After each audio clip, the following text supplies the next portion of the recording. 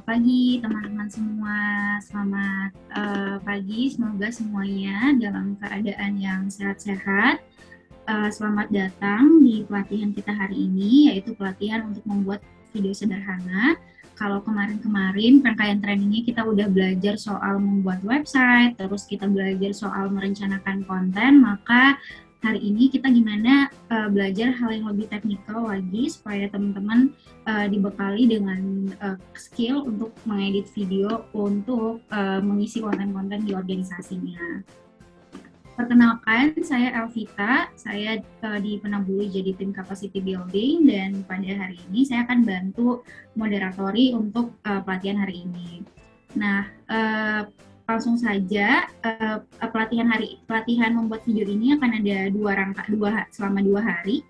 Hari ini kita akan belajar dari Mas Andin Hidin atau Mas Dio biasa dipanggilnya untuk belajar soal sequence, dan nanti di hari kedua kita akan yang diselenggarakan tanggal 10 nanti kita akan melanjutkan untuk gimana benar-benar ngedit pakai aplikasinya gitu.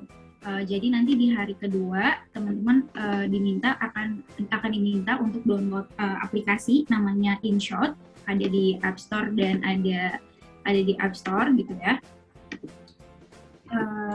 Dan langsung saja untuk hari ini aku panggil narasumber kita untuk training hari ini. Silakan Mas Dio. Halo Evita, teman-teman, semoga dalam keadaan sehat semua. Saya langsung mulai nih Mbak Evita. Ya, boleh Mas.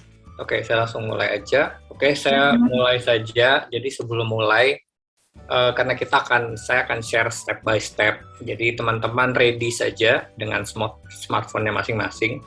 Nanti sambil langsung coba beberapa tips dasar di smartphone-nya masing-masing ya.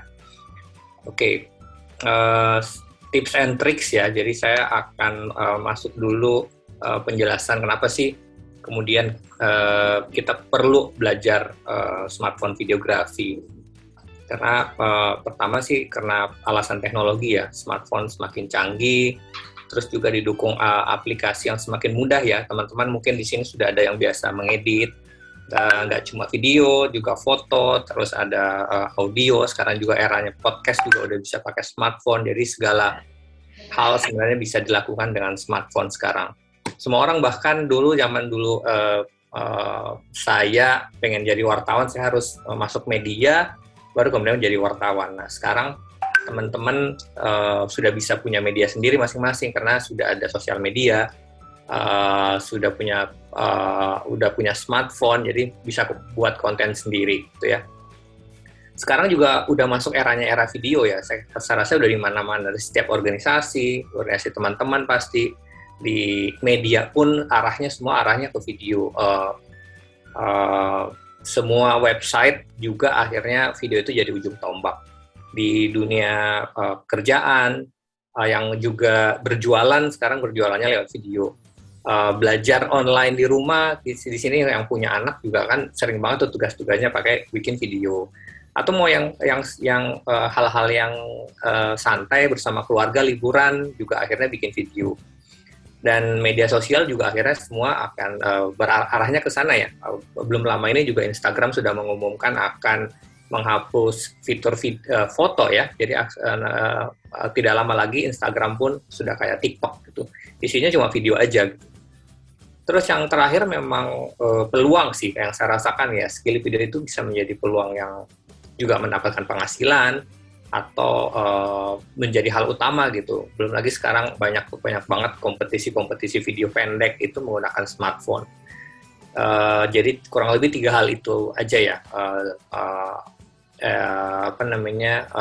Mengapa rasanya kita perlu sekali sekarang belajar smartphone videografi. Oke, kita masuk tips dasar. Jadi teman-teman siapkan langsung saja lihat handphonenya masing-masing. Yang pertama, tips pertama sebelum mulai syuting, saya sendiri suka lupa nih kalau udah langsung ambil gambar ya, tahu-tahu lagi asik-asiknya ambil gambar masuk notifikasi. Kenapa? Karena saya lupa mengaktifkan airplane mode-nya atau mode pesawat ya. Jadi yang pertama teman-teman perlu lakukan, aktifkan mode pesawat agar tidak terganggu notifikasi. Yang kedua untuk menghemat baterai. Atau teman-teman misalnya yang rasanya saya tetap butuh internet misalnya atau butuh Bluetooth buat aktif gitu karena saya akan menyambungkan ke stabilizer atau gimbal yang nggak apa-apa khusus Bluetooth-nya aja yang dinyalain. Itu ya yang paling awal yang perlu dilakukan. Kita lanjut ya, aman ya di sini ya, nggak ada masalah harusnya semua udah biasa mengaktifkan airplane mode. Nah yang kedua, pilih resolusi. Nah ini dilihat samping nggak apa-apa, nanti saya ulang lagi videonya. Ini contoh untuk iPhone ya. Sebenarnya tadi saya coba connect tapi nggak berhasil ya. Sebenarnya saya tadi kemarin bilang ke panitia, saya mau masuk juga dari smartphone saya, cuma tadi saya udah registrasi, habis itu saya nggak bisa masuk. Tapi nggak apa-apa, ini saya sudah siapkan. Mungkin nanti yang kelas kedua ya, yang benar-benar dari awal tuh saya butuh banget untuk share dari smartphone saya. Oke, nggak apa-apa, ini soalnya juga lumayan mudah. Jadi yang pertama, tips kedua ini pilih resolusi. Minimal teman-teman pilih 720 atau high definition. Yang pakai iPhone itu agak beda ya, pada umumnya bukan pada umumnya, semua iPhone untuk setting resolusi itu masuk dari setting kamera, bukan setting handphone, masuk dari setting handphone. Seperti ini saya play ulang videonya yang pakai iPhone ya. Jadi masuk ke setting, terus cari kamera, nah kemudian pilih resolusi, gitu ya. Seperti ini, jadi tinggal pilih aja 720 atau 1080. Di situ ada FPS, nanti saya akan jelaskan lebih lanjut ya, FPS-nya seperti apa. Apa itu FPS, saya jelaskan. Terus, tapi kalau yang paling aman sih standar, FPS standar itu pilih aja yang 30, walaupun kemudian di handphone teman-teman mungkin ada yang pilihannya 25 gitu ya, tapi paling aman tuh 30. Kenapa 30 paling aman? Karena format ini juga yang bisa dipakai untuk televisi, karena televisi di Indonesia itu standarnya PAL ya, PAL itu 30 fps. Oke, ini untuk yang iPhone. Sementara untuk yang Android, pada umumnya Android itu masuknya dari setting kamera. Jadi masuk ke setting kamera, langsung masuk ke kamera, masuk ke aplikasi kamera, terus pilih setting, terus pilih deh 720 ini, 720 atau 1080. Sampai sini ada yang masih bingung? Nggak apa-apa, langsung open mic kalau langsung bingung, biar kita benar-benar bareng-bareng nih dari awal sampai akhir. Silahkan kalau ada yang belum ikut dengan sampai tips 2 ini, mungkin ada yang ketinggalan atau aman semuanya. Pada umumnya Android itu masuk dari aplikasi kamera ya, bukan aplikasi handphonenya. Dari situ kemudian pilih resolusi. Rasanya sih semua smartphone sekarang tuh sudah nggak ada di bawah 720 ya. Kalau awal-awal smartphone keluar itu masih ada standar definition yang di bawah 720. Jadi pilih aja 720. Nah, ada juga sekarang bahkan sudah ada 4K ya. 4K saya agak jarang banget gunakan karena size-nya akan gede banget gitu. Jadi 720 sih harusnya udah lumayan banget sih karena udah high definition. Karena kalau pakai 4K baru syuting sebentar, jangan-jangan udah penuh handphonenya karena size-nya gede banget. Saya biasanya pakai kalau emang benar-benar pengen saya bikin film pendek. Oke, kita lanjut ya. Saya perlu jelaskan FPS itu atau apa. FPS itu frame per second. Jadi FPS itu jumlah munculnya gambar atau frame secara berurutan dalam 1 detik. Ya, jadi kalau di sini kita lihat ada gambar kuda, video kuda ini sebenarnya dari video kuda, kemudian dipilah gitu ya. Ternyata dalam satu video kuda ini sebenarnya terdiri dari beberapa frame. Jadi jika video direkam 24 fps, berarti dalam 1 detik video itu menampilkan 24 frame gambar. Itu ya gampangnya. Nah, tapi kalau teman-teman nanti misalnya, biasanya itu sekarang ya, kalau video-video di TikTok, di Reels, itu banyak yang pakai slow motion ya, slow motion. Pilihannya kan dua kalau slow motion, bisa langsung dari kameranya pilih slow motion, bisa juga setelah diedit. Kalau pilihannya nanti saya ambil biasa aja deh, nanti di editing baru saya bikin speednya jadi pelan atau slow motion. Pilih saja FPS di atas 30. Pilih misalnya 60 FPS. Kenapa? Karena kalau teman-teman milih 60 FPS untuk tujuan slow motion, itu nanti ketika di editing slow motion gambarnya itu lebih rapet, lebih nggak patah-patah, lebih mulus gerakannya. Itu sih pilihannya. Kira-kira paham ya sampai sini apa itu FPS. Oke, kita lanjut. Nah, yang 3 ini yang menurut saya tips yang paling berguna dan penting sih kalau menurut saya gitu. Tapi ini kita bahas aktifkan grid line ya. Aktifkan grid line. Grid line itu apa? Ini kalau dilihat di foto sebelah kanan, itu ada garis-garis putih ya. Garis-garis putih yang vertikal, 2 vertikal atas sama 2 horizontal putih. Itu sebenarnya ada fungsinya, bukan sekedar garis-garis aja gitu. Itu panduan untuk komposisi rule of thirds. Nanti saya jelaskan rule of thirds itu apa. Nah, ini saya jelaskan dulu soal rule of thirds. Rule of thirds ini aturan komposisi yang berlaku universal, baik di videografi maupun fotografi. Rule of thirds ini panduan untuk meletakkan komposisi di sepertiga layar. Jadi kalau kita lihat ini ada boneka ini, letaknya itu di rule of thirds, yaitu ada kalau kita bagi layar ini menjadi 3 bagian gitu ya, 3 bagian vertikal dan horizontal, itu ketemu titik silang gitu ya, yang ada sebulat-bulat 4 itu. Nah, menurut teori ini, mata manusia itu lebih nyaman ketika objek itu diletakkan di 4 titik ini. Itu ya. Makanya nggak di tengah, tapi agak ke kiri ya, atau nanti agak ke kanan misalnya. Itu sih yang gampangnya rule of thirds. Nah, buat teman-teman yang baru-baru belajar fotografi, videografi, sebaiknya sih mengaktifkan grid line ini buat panduan, itu ya. Tapi pertanyaannya selanjutnya, apakah semua komposisi harus mengikuti kaidah ini, rule of thirds? Enggak. Nanti ada contoh bahwa ada juga komposisi yang sebenarnya lebih nyaman, lebih bagus di tengah gitu letaknya gitu ya. Nah, ini coba yang pakai iPhone, biar nggak bingung, cara mengaktifkan grid line di iPhone, nanti saya ulang lagi nih videonya. Oke, sebentar. Oke, yang pakai iPhone sama seperti pilih resolusi, masuk dulu ke setting kamera, saya play ulang videonya ya. Masuk ke setting, terus pilih kamera, terus pilih grid line. Lihat ini ada tulisan di bawah scan QR code, ada grid, itu diaktifkan, dihijaukan, jadi ini sudah ada nih. Ini saya lihat, ini contohnya kucing saya, ini saya taruh di posisi rule of thirds ya. Jadi dia berada di sekitar kepalanya, itu berada di titik salah satu ini ya. Kita lihat kalau saya gerak. Ya, di sini saya taruhnya. Jadi dia mengikuti kaidah ini, rule of thirds ini ya. Ada garis-garis putih.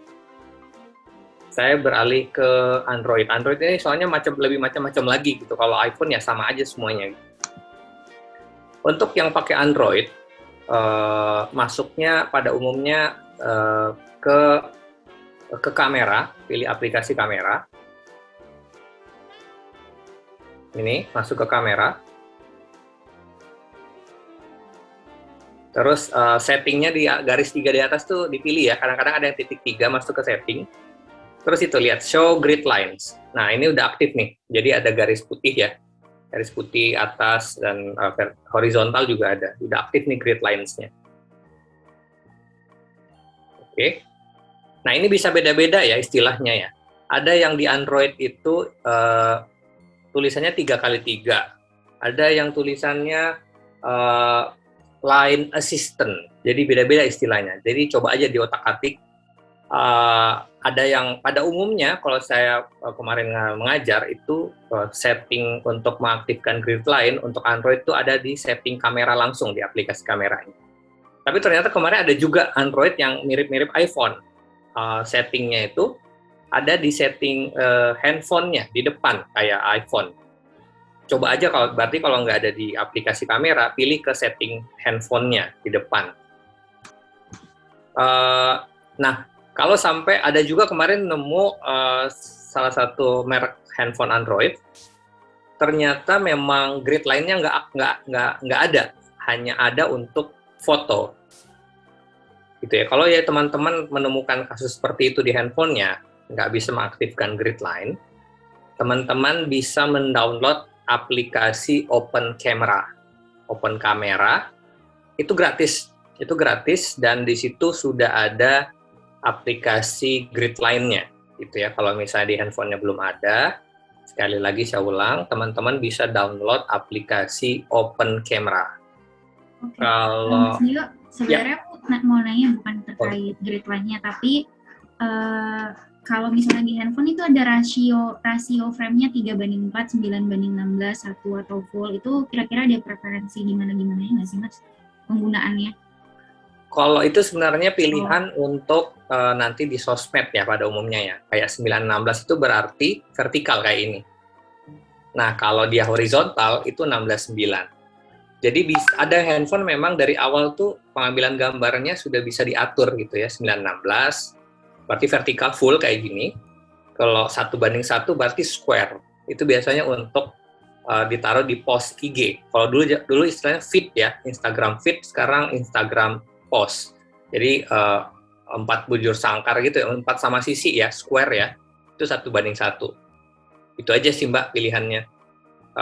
Maksud fiturnya maksud saya gitu. Jadi boleh dipilih tuh. Kadang-kadang kan misalnya kita pengen motret atau video pengen sekalian dari awal tuh sudah bentuknya ukurannya square ya 1:1, ya nggak apa-apa dipilih dari awal gitu. Tapi sebenarnya ini juga bisa diatur nanti di editing. Nanti di kelas berikutnya ya kita akan bahas soal ukuran-ukuran ini gitu. Tapi nanti juga ada saya sedikit ngasih penjelasan tentang format-format di sosial media seperti apa. Gitu ya Mbak? Ya, oke Mas. Oke. Kalau nggak ada pertanyaan, kita lanjut ya, Mbak ya. Oke. Nah, sekalian kita coba ya. Tadi kita udah ngomong soal rule of thirds. Ini open kamera aja ya. Ini sekedar pengen tahu aja. Kalau menurut teman-teman di sini, kalau mengikuti kaidah rule of thirds, ya di sini ada 4 foto, alpha, A, B, beta, C, Charlie, D, delta. Gitu ya. Menurut teman-teman yang mengikuti kaidah rule of thirds, ada di foto yang mana? Yang D deh kayaknya. D, delta. D deh kayaknya. D, A, B, D. Atau sebenarnya semuanya? Yang B. A, B, D, kecuali C. Kecuali C, oke. Oke, macam-macam jawabannya. Sama jawaban kalau mengikuti kaidah rule of thirds, benar ya, sebenarnya nggak salah juga sih. Ada di 4 titik itu yang tadi menjawab kecuali C ya, kecuali C kan di center ya. Tapi kalau menurut teori ini sebenarnya paling tepat tuh di B, di Bravo. Walaupun sebenarnya ya kan A, D dan D juga di titik yang sama gitu ya. Nah ini ada penjelasannya. Yang paling ideal kalau di komposisi ini adalah di Bravo.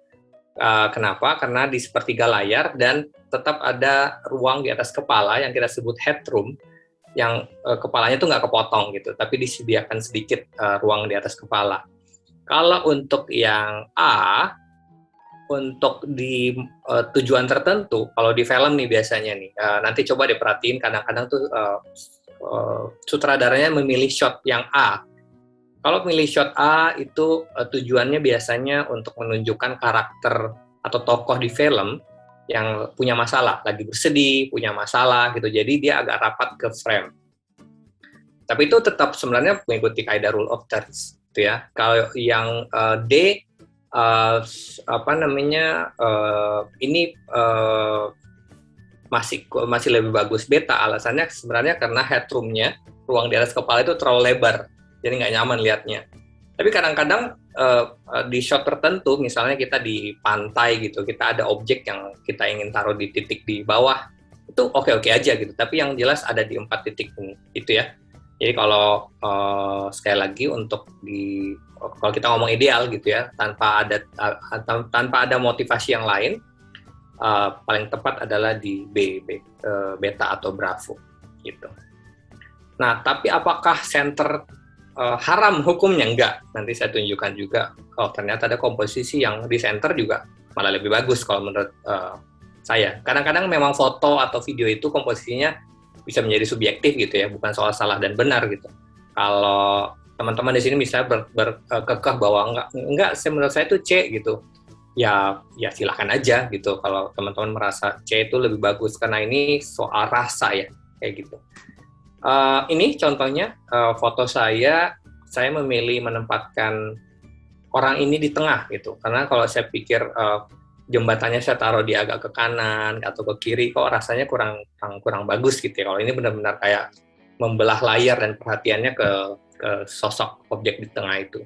Jadi gitu ya. Jadi menurut saya fotografi itu bukan sesuatu yang kaku ya, bukan dogma, bukan seperti agama yang memang ya udah gitu, yang ada patokan yang nggak bisa diubah misalnya kayak gitu. Sekali lagi videografi itu soal rasa gitu ya. Yang penting sebenarnya saya sharing ini teman-teman kemudian tahu gitu sedikit teorinya, teori dasarnya yaitu rule of thirds. Kita lanjut. Nah, sekalian nih kita langsung bahas komposisi dulu. Tadi saya sempat singgung soal headroom ya. Saya lagi kalau menurut teman-teman di sini yang paling enak dilihat alpha atau beta? Alpha. Kenapa tuh? Kalau yang beta kepalanya terpotong. Betul. Memang nggak enak sih liatnya ya. Di B itu kok nanggung banget shotnya gitu. Jadi langsung nih Mbak-mbak nanti habis ini motret atau syuting video, perhatikan tuh kasih ruang di atas kepala, rasanya akan jauh lebih enak deh dibanding kepotong kayak gitu. Ya, jadi baik itu nanti teman-teman misalnya di organisasi, syuting lagi rapat organisasi, atau misalnya organisasi bikin seminar, coba deh dijaga aja itu shotnya, jangan ada kepotong kepalanya. Kecuali misalnya nanti teman-teman misalnya ngambil big close up atau ukuran yang sangat dekat, misalnya lebih mau fokus ke hidung atau mulut gitu ya, itu nggak apa-apa tuh agak kepotong karena memang dekat banget gitu ya. Itu sih. Jadi kalau komposisi kayak gini ini kan agak jauh gitu ya, satu badan kelihatan tapi aneh banget kalau kepalanya kepotong. Good, jawabannya tepat sekali. Nah ini lagi nih, ini dua-duanya dipilih ya, alpha atau beta, dua-duanya nggak kepotong, ada ruang di atas kepala. Tapi bagusan mana ya? Dua-duanya ikuti rule of thirds. Bagus B. Oke. Ya. Kenapa B tuh, Mbak? deh. Mbak, Mas boleh jawab kenapa pilih B? Yang satu matanya, yang A matanya kepotong separuh, kasihan. Enak lihat yang B. Enak yang B ya? Yang B background-nya enak sih. Kalau yang A terlalu terlihat pintunya. Oke. Nah ini tadi yang saya bilang di awal ya, Mbak. B estetik, Mas. Estetik ya, mantap. Benar ya Mbak, Mas. Saya juga milih B. Karena A ini tadi seperti saya bilang sebenarnya kadang-kadang dipakai nih shot A di film-film. Nanti coba deh, di sini ada yang suka drakor, coba deh nanti nonton film itu kadang-kadang tuh istri saya sih waktu itu lagi nonton tiba-tiba dia bilang, ini komposisinya rapat ke sana gitu. Terus itu berarti ada maksudnya. Langsung saya tebak, pasti karakternya lagi itu ya, ada masalah, lagi sedih, terus kata saya lagi sedih gitu, sengaja dipilih shot A. Tapi ini sih mukanya ketawa ya, nggak cocok gitu ya. Biasanya gitu, coba deh perhatikan. Tapi shot-shot yang dia ceria, karakter yang normal gitu biasanya tetap di B. Itu sih pada umumnya. Jadi kalau A itu nanti kita belajar soal semiotika gambar, tapi nggak perlu terlalu kesana lah gitu. Good, jawabannya semua pilih B.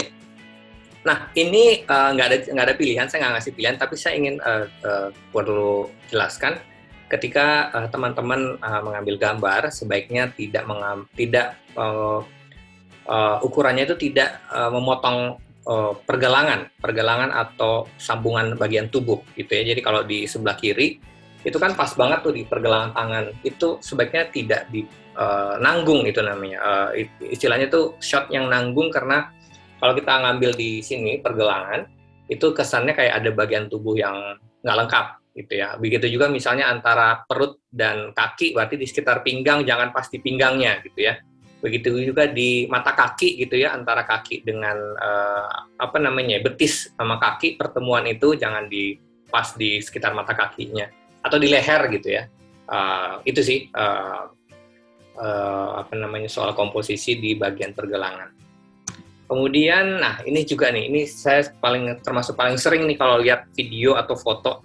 Kadang-kadang objeknya udah bagus banget gitu ya, menarik banget gitu, tapi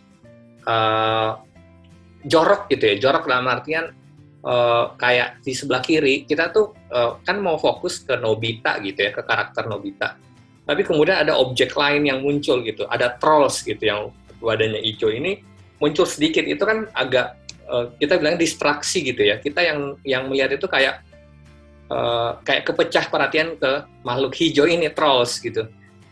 Padahal sebenarnya kalau kita mau fokus ke Nobita, kita bisa pilih shot yang benar-benar bersih aja gitu. Orang biar fokus perhatiannya ke Nobita aja gitu. Kayak ini sebelah kanan kan enak banget gitu ngelihatnya gitu ya, karena belakangnya apalagi bokeh gitu, blur, terus nggak ada objek-objek lain yang ganggu. Jadi ini sih menurut saya penting juga nanti teman-teman mulai ambil gambar, kalau masih bisa, saya kadang-kadang kita ambil gambar tuh kayak, loh ini kok ada tas, ada apa, saya bersih-bersihin dulu tuh, baru kemudian record gitu. Kalau bisa ya, kalau bisa bersihin, atau kalau misalnya nggak mungkin nih, saya pindah-pindahin barang, posisi pengambilan gambar saya yang berubah gitu, atau saya zoom dikit, bukan zoom, saya mendekat dikit, atau saya geser ke kiri atau geser ke kanan. Itu sih yang saya lakukan biar penonton tuh nggak ke distraksi. Makanya tuh saya suka keganggu ya sebagai wartawan, kadang-kadang kalau kita wawancara pejabat, pada umumnya ya, entah itu di Polri, di TNI gitu, atau di pemerintahan, sering banget tuh pejabat-pejabat ketika diwawancara ngajak ajudannya, ngajak wakil, terus berdiri di belakang. Itu buat komposisi itu jelek banget sebenarnya, ganggu banget. Karena bisa mendistraksi gitu penonton gitu. Apalagi kalau di belakangnya misalnya polisi terus ajudannya di belakang goyang-goyang segala macam, itu kita jadi pecah perhatian gitu. Jadi bagusnya seperti ini. Itu ya sedikit soal komposisi, ini yang dasar aja tapi insya Allah berguna gitu. Ini dasar banget.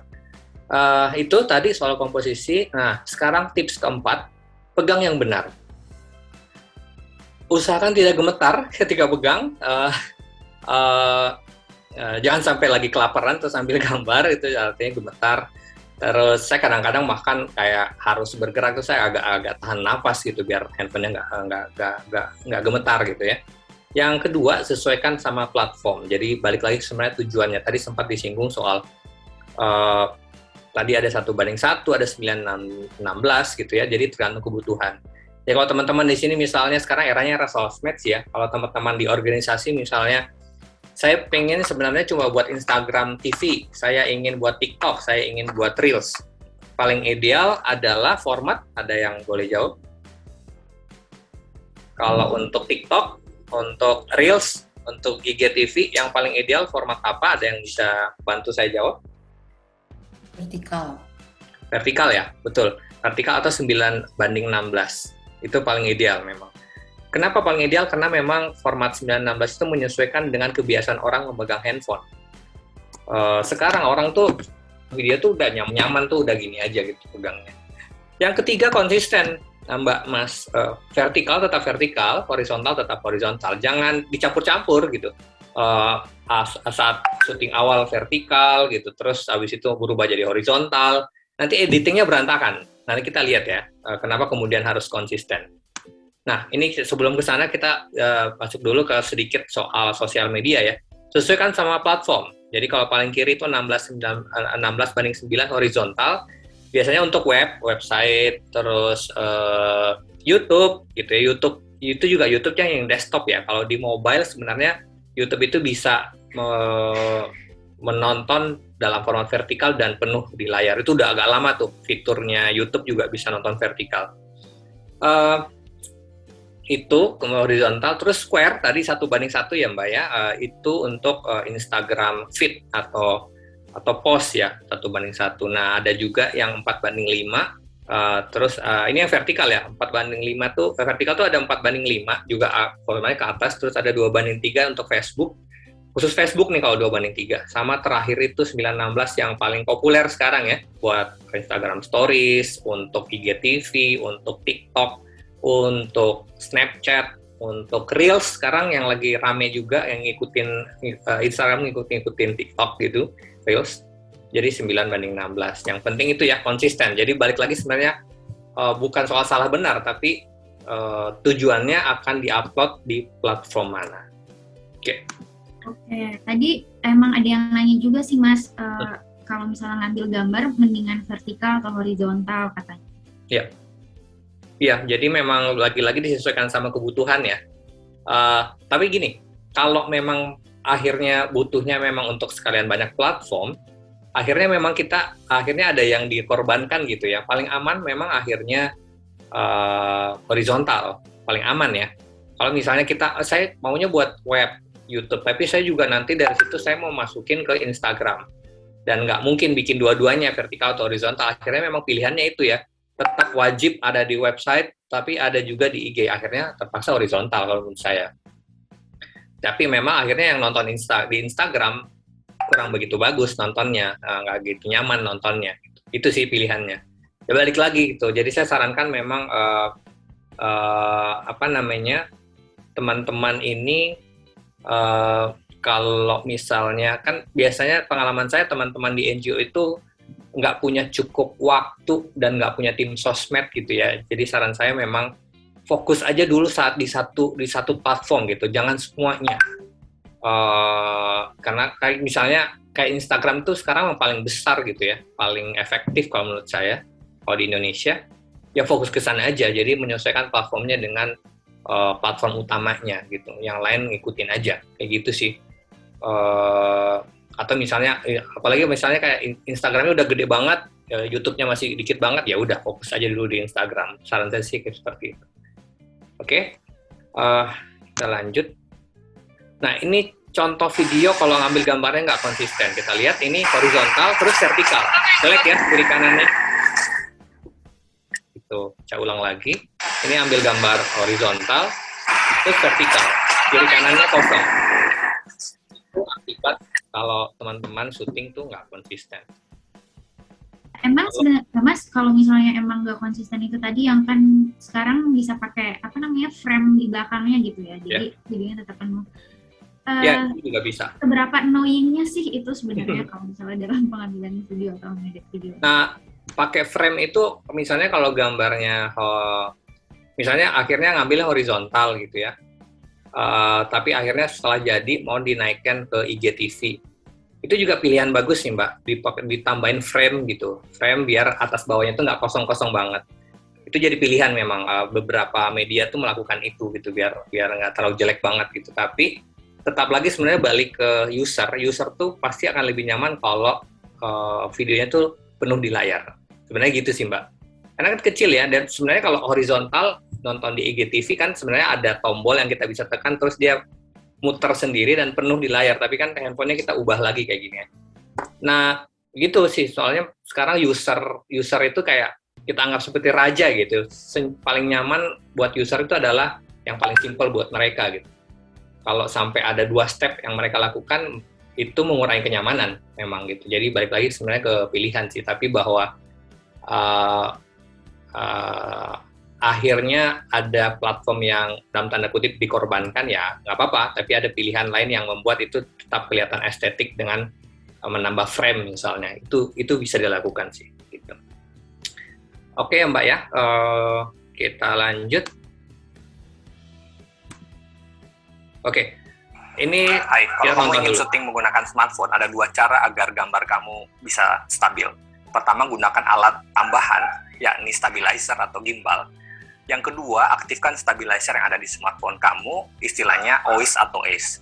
Tapi jika kamu tidak punya kedua-duanya, maksimalkan dengan memegang handphone atau smartphone kamu dengan benar. Pertama, jangan pernah megang handphone kamu seperti ini, satu tangan, ini pasti gambarnya akan lebih goyang.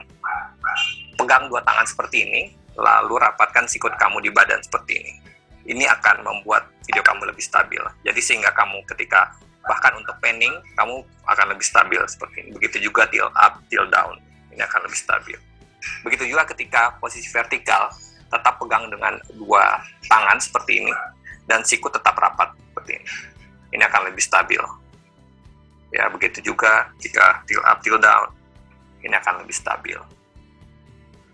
Itu ya, tips memegang handphone, karena memang dari cara megang aja itu bisa pengaruh ya hasil gambar. Apalagi kadang-kadang saya lihat itu ambil gambar satu tangan terus sambil ngobrol sama temannya di sampingnya. Waduh, saya udah bisa pastikan sih pasti gambarnya berantakan.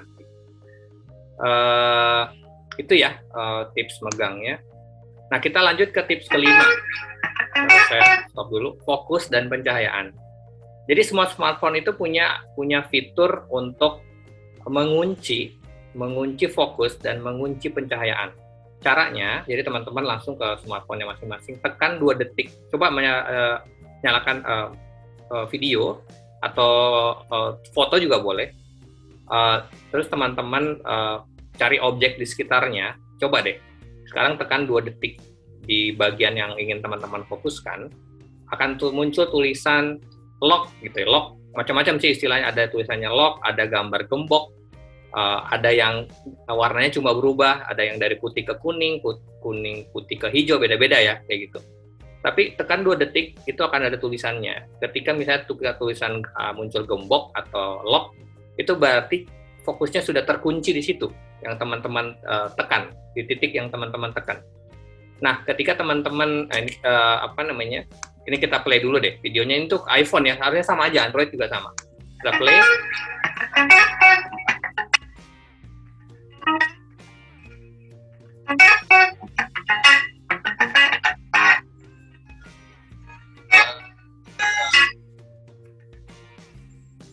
Jadi di titik itu, kalau di sebelah samping itu ada juga pilihan, kalau kita geser ke bawah pakai jari itu makin gelap, makin ke atas makin terang. Ini sangat berguna kalau menurut saya fungsinya, karena kalau kadang-kadang kita misalnya dari langit mau turun ke bawah, itu kan cahayanya otomatis berubah ya. Itu kan jelek ya lihatnya. Jadi pilih dulu kita mau fokusnya kemana nih. Kalau misalnya kita mau jaga mukanya terang misalnya, berarti kita pilih lock pencahayaannya di situ, kunci pencahayaannya di situ biar nggak terlalu berubah-ubah warnanya. Itu ya. Begitu juga fokusnya. Kadang-kadang kalau 2 objek, biar fokusnya nggak lari-lari, misalnya dari depan terus pindah ke orang belakang, terus pindah lagi ke depan, lari gitu ya. Jadi apalagi kalau di belakangnya bergerak, itu pasti otomatis fokusnya tuh pindah ke yang bergerak kayak gitu ya. Ini juga menurut saya penting banget dilakukan gitu biar foto atau videonya makin bagus. Kemudian ini tips ke-6, jangan zoom. Ini benar-benar dihindari banget kecuali kepaksa gitu ya. Kepaksanya tuh misalnya kalau wartawan tuh sering ya menemukan situasi kayak gini, misalnya kayak saya pernah tuh meliput pas ada serangan teroris di Jalan Tamrin, Jakarta. Saya kebetulan nggak jauh dari situ, kemudian di situ tembak-tembakan, saya lari ke sana. Karena saya termasuk paling awal nyampe, itu saya masih bisa dekat tuh sama lokasi tembak-tembakannya. Saya begitu kayak setengah jam kemudian, kita tuh digeser wartawan, disuruh mundur, terus pasang garis polisi, dan akhirnya lumayan jauh ya dari titik itu, akhirnya terpaksa saya zoom. Itu kan situasi yang memang nggak terhindarkan ya, akhirnya saya zoom. Tapi dalam situasi normal, sebaiknya teman-teman mendekati objek, jangan zoom. Jadi justru sebenarnya karena kita pakai smartphone ringan, kecil, jangan malas untuk bergerak gitu, mendekati objek kalau misalnya ingin mendapatkan atau mengambil gambar lebih dekat. Kenapa? Karena agar gambar tidak terlalu goyang sama nggak pecah gitu gambarnya. Kita lihat videonya.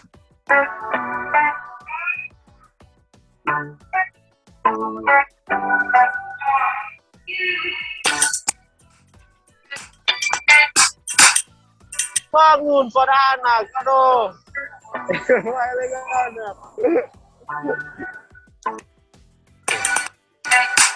Saya jelas ya. Nah, kemudian tips ke-7, durasi merekam. Rekam minimal 7 detik setiap shot atau sesuaikan kebutuhan. Kebutuhan maksudnya kalau misalnya, apalagi kalau misalnya ada on cam gitu ya, kayak orang ala-ala nge-vlog gitu di depan, muncul gitu terus cerita, "Hai guys, sekarang saya berada di Labuan Bajo, saya sedang liburan bersama teman-teman, bla bla." Itu aja udah lebih dari 7 detik gitu ya, jadi sesuaikan kebutuhan. Terus agar tersedia footage untuk memotong dan menyambung saat editing. Gitu ya, karena kadang-kadang di depan itu ada bagian gambar yang goyang-goyang sama macam, itu kita trim aja, dipotong bagian depan. Itu ya, paling tidak 7 detik kalau mau aman. Tips ke-8, ini udah terakhir ya, peralatan pendukung. Kalau sebenarnya kalau saya itu sebenarnya ini pilihan. Artinya sebenarnya kan smartphone itu memang sebenarnya simple. Jadi sebenarnya dengan smartphone sendiri aja sudah bisa bagus banget hasilnya. Tapi kalau teman-teman mau membuat lebih maksimal, melengkapi ya monggo gitu ya, tergantung budget masing-masing. Jadi saya sendiri sebenarnya punya semuanya ya, maksudnya punya gimbal pun punya yang paling kiri kanan, paling bawah kanan. Itu memang bagus banget kalau bikin video itu lebih stabil gitu, gambarnya mulus banget kalau bergerak. Tapi akhir-akhir ini terus terang saya agak malas make gitu, karena ribetnya gitu, karena harus di-charge dulu, begitu dipakai harus ada kalibrasi dulu biar mulus gerakannya, kok ribet gitu ya. Akhirnya saya sekarang lebih suka yang model pakai rig aja gitu, yang paling kiri atas. Rig itu simple banget ya, dan harganya juga murah banget gitu ya, sekitar kalau nggak salah 100 ribuan, relatif ya kalau murah atau mahal. 100 ribuan harganya. Kalau gimbal itu rata-rata sekarang mungkin 700 paling murah, terus udah ada yang sampai 2 juta gitu ya, lumayan harganya. Terus yang paling penting sih menurut saya ada clip on mic ya, atau lavalier mic ya kalau untuk yang teman-teman nanti ada wawancara, karena memang kalau mengandalkan mikrofon di smartphone biasanya suka noise, kurang jelas gitu ya. Jadi minimal ini ya, ini juga harganya sekitar 100 ribuan lavalier mic. Terus shotgun mic ini biasanya lebih mahal, tapi yang teman-teman pakai kamera mirrorless biasanya sekalian tuh bisa buat mirrorless atau DSLR, bisa juga buat smartphone.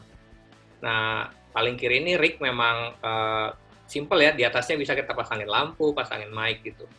Dan ini sih, ada juga saya kadang-kadang pertimbangannya gini, kalau kita di Indonesia sih ya, menurut saya kadang-kadang wawancara kayak pejabat gitu, kalau kita wartawan gitu ya, kadang-kadang kalau cuma pakai smartphone itu kadang-kadang kayak nggak dipercaya, ini benar nggak sih wartawan gitu ya, atau wartawan bodrek misalnya gitu, yang kerjanya cuma minta-minta duit gitu ya, meras gitu ya. Nah, kadang-kadang itu saya lengkapi dengan aksesori gitu biar kelihatan lebih serius gitu ya, pakai lampu, pakai mic.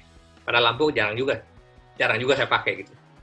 Terus kalau nanti misalnya pakai tambahan mic, jangan lupa jack-nya, colokan ke handphone itu pada umumnya pakai yang jenis TRRS jack gitu, yang ringnya tuh 3. Kalau 2 itu dia biasanya audionya ada yang nggak keluar. Karena itu memang kalau handphone audio video ya, jadi ringnya harus 3 gitu. Biasanya sih bawaan earphone yang kita beli ketika kita beli handphone itu sudah 3 biasanya. Gitu sih. Kalau yang pakai iPhone memang agak ribet ya, harus pakai lightning jack adapter gitu kalau mau pakai mic lagi. Kalau pakai Android itu biasanya nggak perlu gitu, lebih simple. Terus mini tripod juga berguna banget ya kalau misalnya mau on cam gitu, atau misalnya mau bikin time lapse macam-macam, itu sebaiknya pakai mini tripod gitu kalau mau yang nggak ribet ya, atau sekalian tripod yang buat yang lebih gede gitu ya. Jadi kurang lebih ini aja sih, nggak usah balik lagi saya ingatkan bahwa justru prinsipnya smartphone videografi kan sebenarnya simple. Jadi ya udah pakai smartphone aja tanpa aksesoris sebenarnya bisa, udah cukup. Ya. Silakan Mas. Oke, nanya gini Mas, ini sih apa ya, kalau prinsip HP kan semakin kesini semakin semakin banyak fiturnya, bahkan agak berbeda dengan kamera-kamera sebelumnya, bahkan sama zaman Nokia itu berbeda banget. Ketika saya buka HP saya, bahkan sampai ada yang namanya fitur panorama, slow motion, bahkan ada Pro itu ketika saya buka bahkan sampai ada rata airnya, ada simbol rata air, elevation, ISO, speed, white balance sama AF-nya, autofocusnya. Itu kadang-kadang memang akhirnya bikin kita kayak berhadapan kembali dengan dengan kamera DSLR yang diterapkan dalam HP itu menyimpan orang. Aku kadang-kadang jangan pakai yang kayak gitu karena nge-setupnya aja pasti sudah butuh waktu gitu. Belum lagi ketika situasi akan berbeda. Nah, yang paling sering saya temukan sebenarnya ada dua simbol. Yang satu ada simbol warna, color, filter, sama simbol HDR. Kadang ada permintaan HDR harus diaktifkan supaya dapat pencahayaan segala macam. Aku kurang paham tuh. Apakah memang perlu kita concern soal HDR ini? Kemudian yang kedua, aku sempat sering ngeliat sih ada backlight segala macam ketika mau foto, tiba-tiba notifikasi layar backlight, clear lens segala macam. Itu apakah memang kendala di HP kita maintaining kameranya, lensanya atau bagaimana? Itu soal HDR ya mas, saya soal fitur HDR. Apakah itu penting banget harus konsentrasi soal HDR? Itu memang nggak apa-apa kalau nggak diaktifkan. Yang berikutnya, kamera rata-rata sekarang sudah sampai 4 lensa ya, 4 sampai 5 lensa. Itu asli bingung banget. Bahkan lensa kamera depan aja sudah sampai 2 sampai 3 gitu. Cuma sampai ada wide, ada versi wide, walaupun wide-nya agak aneh juga ya. Kalau melihat wide-nya kamera DSLR atau segala macam itu nggak terlalu cembung banget, tapi kalau wide-nya kamera itu ketika lihat kiri kanannya itu ya kayak orang melengkung banget badannya, kayak dipaksa nge-wide gitu. Menurut Mas, apakah fitur wide ini sangat bisa dimanfaatkan pada situasi tertentu seperti apa, seperti gimana? Misalnya kalau kita lagi di hall gede, kita mau pakai sistem wide, apakah itu bisa? Atau kalau misalnya di ruangan kecil kita mengambil, nggak terlalu penting, minimal pakai sistem wide. Kita cukup menjauh aja ke belakang, tanpa zoom out, tanpa zoom in, dia cukup menjauh dikit untuk ngambil semua objeknya, atau karena capek tadi ya, malah pakai wide, akhirnya gambarnya jadi cembung gitu. Menurut Mas kayak gimana? Dua pertanyaan kayak gitu tadi, soal wide sama soal HDR tadi. Menarik pertanyaannya. Makasih sudah bertanya ini. Saya ke HDR dulu ya. HDR itu lagi-lagi sebenarnya tujuannya sama, memang ada beberapa kasus memang sebaiknya apa yang perlu dihindari ketika pakai HDR adalah ketika misalnya ada objek bergerak. Objek bergerak kenapa? Kalau misalnya kita pakai fitur HDR, kemudian objeknya bergerak, itu orangnya akan kelihatan blur, kabur gitu. Karena kalau di kamera profesional itu speednya berarti direndahkan gitu, karena mengejar dinamika gelap dan terang gitu ya. Jadi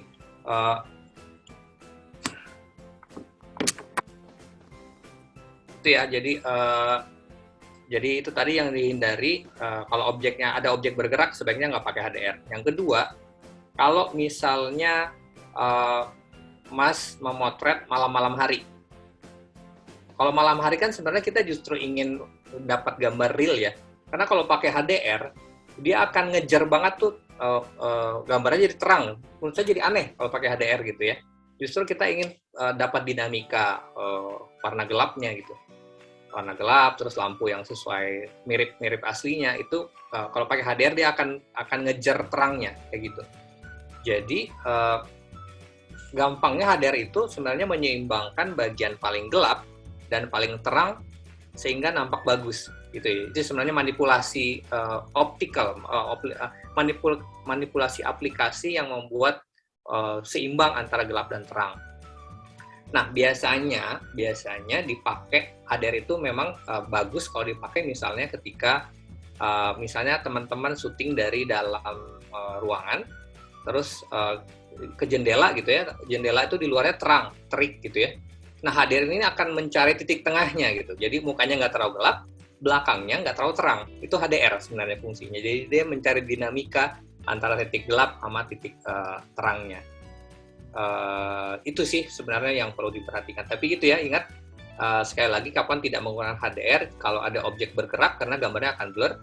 Terus ingin mendapat kontras yang tinggi, misalnya ketika suasana malam kita ingin dapat kontras yang tinggi, sebaiknya dihindari pakai HDR. Itu sih sebenarnya simpelnya. Nah, kedua soal lensa, ya benar, sekarang tuh sampai ada 4 lensa ya. Dulu cuma 1 lensa. Lagi-lagi sebenarnya kebutuhannya, Mas. Memang kalau kita milih yang wide itu akan ada distorsi gambar. Orangnya tuh kelihatan, kadang-kadang kalau distorsi gambarnya jadi kayak panjang tinggi banget gitu ya. Orang yang normal terus kayak lebih panjang gitu. Saya cenderung nggak suka tuh pakai wide lens untuk orang gitu, karena kelihatan nggak alami gitu. Jadi kelihatan lebih tinggi, lebih panjang gitu. Nggak ya itu saya nggak natural gitu ya. tapi itu kadang-kadang memang diperlukan tuh. Saya sering ketemu kasus ini kalau misalnya saya lagi dalam ruangannya terutama kayak ruang seminar gitu ya. Ruang seminar kita kan kalau di ruangan itu kepentok ya, kita kadang-kadang nggak bisa mundur lagi karena udah di belakang dinding gitu. Tapi kita pengen dapat gambar semuanya gitu ya, pengen dapat panggungnya, dapat pesertanya, dapat. Nah itu masih oke tuh untuk milih lensa wide. Memang akan tetap distorsi gitu, pasti akan ada cembung sedikit, tapi paling tidak seluruh ruangan itu akan dapat tuh. Nah, orang-orang ini kan duduk ya, kalau duduk tuh nggak terlalu kelihatan akan memanjang ke atas gitu, kalau orang berdiri tuh kelihatan banget. Itu sih, tapi memang idealnya ketika misalnya ingin mendapat gambar wide, paling ideal tuh teman-teman mundur aja, masnya mundur aja. Begitu juga gambar dekat, masnya maju gitu. Itu lebih bagus sih, paling ideal seperti itu, karena akan distorsinya pasti akan minim banget gitu yang seperti gambar aslinya. Begitu sih. Udah kejawab semua belum ya Mas pertanyaannya? Udah mantap. Oke Mas, alhamdulillah semoga menjawab. Oke, ada lagi pertanyaan? Ini pada nimbrung gitu Mas, katanya saya baru tahu kalau pakai HDR malah kurang maksimal. Saya juga malah ngira kalau pakai HDR bagus. Berarti tadi lebih ke penggunaannya kapan dan apa yang di-shoot ya Mas? Betul. Atau sebenarnya itu tadi yang cara tekan 2 detik itu sebenarnya bisa menyiasati kalau teman-teman nggak pakai HDR sebenarnya. Jadi kalau misalnya latar belakangnya terik banget, kalau kita syuting aja kan sebenarnya mungkin handphonenya itu akan nyari sendiri kan. Akhirnya bisa jadi mukanya kok jadi gelap banget, belakangnya terang banget. Itu sebenarnya bisa dengan cara itu ya, tanpa HDR ya, tekan 2 detik terus teman-teman ngatur cahayanya gitu. Apakah akan lebih belain mukanya agak terang? Kalau mukanya dibelain agak terang pasti belakangnya terik banget kayak gitu ya. Terus atau misalnya kadang-kadang bisa biar justru ngajar backlight, saya tekan tuh titiknya di belakang background yang terik, kemudian saya turunkan untuk ngejar backlightnya. Itu sebenarnya cara manual gitu ya kalau di handphone. Kalau HDR tuh kadang-kadang sebenarnya tergantung handphonenya ya. Semakin canggih handphonenya, HDR-nya tuh makin bagus gitu sih sebenarnya. Jadi sebenarnya dicoba-coba aja gitu. Yang jelas itu tadi, hindari kalau malam hari karena kontrasnya tuh malah nggak dapet gitu, karena dia berusaha ngejar terangnya gitu kalau HDR. Ya, hindari malam hari dan objek yang bergerak tadi bisa bikin ngeblur. Ada yang raise hand Mas Dio dari Mas Tommy Pramono, silakan. Boleh. Mas Tommy. Boleh Mas Tommy. Ya, baik. Terima kasih Mas Andi dan Mbak Elvita. Saya dari Gorontalo, Mas. Mas, iya, saya ingin mau nanya. Jadi, saya beberapa kali menemui kasus, nggak tahu ya, ini berlaku di banyak, di semua HP atau hanya beberapa. Jadi, kalau saya misalnya ambil gambar dari HP, kebetulan HP saya Samsung A20s, terus saya Adobe Premiere user. Oh ya. Nah, ketika saya import ke timeline atau sequence Adobe Premiere itu biasanya apa ya, kayak nge-lag atau kayak apa ya? Padahal kalau biasanya kalau pakai hasil dari mirrorless atau DSLR itu ya biasa aja, lancar, garis yang di atas itu kuning. Ya. Tapi kalau pakai HP justru merah dan macet. Nggak tahu apa sequence saya yang salah atau format HP saya yang salah. Tapi itu kalau misalnya pakai HP yang lain, ada beberapa yang lancar-lancar aja, Mas. Nah, saya sampai sekarang masih bingung. Karena apa itu yang sampai bisa di sequence itu jadi nge-lag gitu. Jadi merah garisnya. Kalau di pengguna Premiere mungkin biasanya familiar dengan merah terus akhirnya jadi nge-lag komputernya gitu, Mas. Ya, itu aja sih, Mas. Terima kasih. Itu biasanya di proses pas rendering, Mas. Ekspornya itu yang nggak tepat. Berarti memang harus diatur di bitrate-nya. Bitrate-nya itu kalau coba deh Mas diutak-atik. Nah, aplikasi di smartphone itu agak beda-beda memang fitur-fiturnya, Mas. Jadi kalau misalnya salah satu yang bisa dicoba itu pakai aplikasi VN namanya.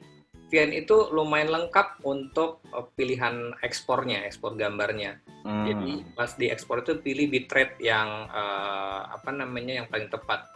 Nah, umumnya sih coba deh kalau dipilih misalnya sebenarnya harus disesuaikan sama bitrate-nya. Bitrate-nya itu bisa diatur di proses ekspor karena itu udah pasti sih, udah pasti munculnya nge-lag itu karena ada perbedaan format ketika Mas pakai Final Cut Pro sama ketika pakai aplikasi di editing di handphone gitu memang harus sama bitrate-nya atau bisa juga diatur di FPS-nya Mas. Jadi kalau kayak di aplikasi di smartphone sekarang tuh sebelum kita pada saat kita ekspor itu masih ada pilihan tuh terakhir tuh mau 1080 terus FPS-nya bisa kita atur juga tuh. Kita harus samakan tuh ketika misalnya kita edit di Adobe Premiere gitu. Jadi kalau misalnya 30 FPS samain juga sama yang di Adobe Premiere gitu. Nah, ada sebenarnya aplikasi yang sangat mirip Adobe Premiere Mas, tapi itu agak mahal dan itu biasanya udah inline tuh. Namanya LumaFusion. LumaFusion itu kayak Adobe tapi di handphone. Tapi harganya lumayan mahal kalau berbayar tuh sekitar 450 kalau nggak salah. Lumayan mahal sih kalau buat saya gitu ya. Tapi itu nah kalau nanti coba Mas kalau misalnya pakai VN tuh gratis. Coba pakai VN, terus pilih bitrate-nya itu H264. Maaf Mas, jadi nge-lag-nya itu justru di waktu proses editing sih sebenarnya Mas, bukan waktu sudah di-render atau jadi memang kalau sementara ngeditnya itu yang nge-lag. Padahal kalau kita pakai hasil dari mirrorless atau dari DSLR, justru lancar-lancar aja, yang udah disesuaikan di sequence juga mungkin pakai Full HD 1920, 1080 atau sebaliknya. Jadi pas ngeditnya itu yang justru nge-lag-nya Mas. Gitu sih Mas. Jadi Mas itu maksudnya pernah nyoba dari materi dari pakai mirrorless, Mas itu mau ngedit di handphone gitu ya Mas ya? Sorry. Jadi saya ambil footage-nya dari HP. Dan kebetulan HP saya dari HP Samsung Mas ya. Terus habis itu saya import, saya ngeditnya pakai Adobe Premiere, ngeditnya di PC. Ngeditnya di PC atau laptop. Waktu di timeline atau di sequence di Adobe Premiere itu yang saya beberapa kali menemukan kasus nge-lag Mas. Padahal kalau saya ngedit di Adobe Premiere tapi footage-nya hasil dari mirrorless atau DSLR itu lancar-lancar aja, nggak tahu HP saya yang salah atau sequence saya yang salah, itu yang saya masih bingung gitu. Ya, itu sih pasti memang karena ada yang nggak inline antara format videonya ketika di smartphone sama editingnya Mas, itu udah pasti. Jadi kalau misalnya itu bisa dicek lagi-lagi sebenarnya kalau termasuk gini misalnya kalau Samsung tuh biasanya outputnya MP4 ya Mas ya? Betul. Iya Mas. MP4 itu juga di Adobe-nya juga harus MP4. Jangan sampai pakai format lain. Itu juga harus dicek. Jadi memang harus dicek satu-satu sih Mas kalau kayak gitu. Itu harus sama MP4 harus sama MP4. Terus FPS-nya juga Mas. Jadi makanya tadi ketika syuting pakai handphone itu kan ada pilihan FPS ya, ada 24, ada 30, ada 60. Nah, kalau misalnya Mas pas syuting pakai smartphone, pakai yang misalnya pakai 60 gitu ya, atau di bawah itu misalnya 24, tapi ketika di editing, FPS-nya itu nggak sama, itu juga bisa nge-lag Mas, bisa patah-patah kayak gitu. Jadi emang harus ini sih Mas, sorry kalau sekarang sih kayaknya saya agak sulit karena nggak benar-benar nyoba gitu ya langsung. Tapi itu sebenarnya boleh dicek-cek sih Mas, dicek harus sama emang format di smartphone sama di editing itu sih Mas. Ya, baik. Nanti coba dicek-cek aja Mas ya. Ya, terima kasih Mas. Kalau nggak terlalu memuaskan jawabannya. Makasih banyak ya. Sama-sama ya. Sebenarnya ada yang nanya nih Mas, ada dari Cece. Silakan Mbak Cece kalau misalnya mau nyampein langsung open mic. Ada di chat juga ya? Iya. Ini pertanyaannya soal membalik posisi HP dari atas ke bawah saat merekam video atau mengambil gambar akan membuat video atau foto lebih bagus, benar nggak Mas? Kayak gini kali ya, mungkin yang dari kayak gini jadi gini gitu maksudnya, gitu nggak Mbak maksudnya? Oh, iya. Ya itu lebih ke sebenarnya ke kreativitas sih, ada tips macam-macam gitu. Itu bisa sih dipakai gitu kalau tapi memang itu tipsnya memang lagi-lagi gerakannya harus stabil gitu ngambil gambarnya. Emang beberapa kali emang suka ada itu ya tips. Mungkin lihat di TikTok ya Mas ya.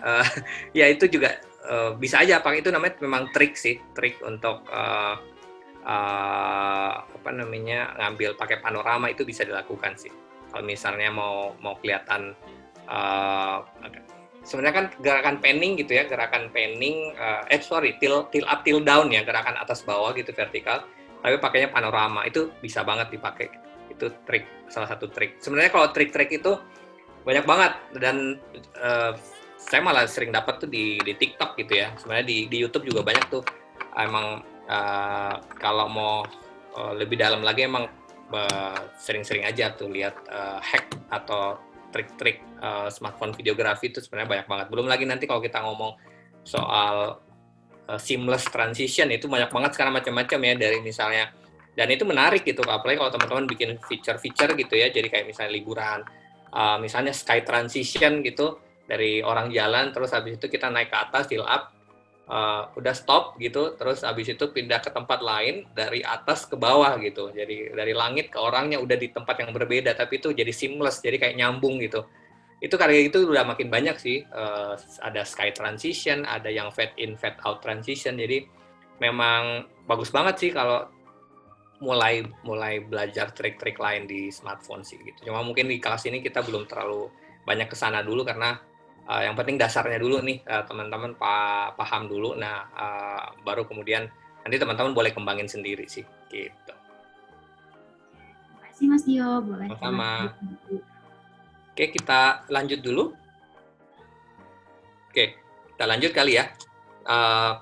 Shot dasar. Nah, shot dasar ini shot dasar yang memang dasar, tapi rasanya sih teman-teman perlu tahu juga gitu ya, ukuran-ukuran shot. Kita lihat dulu.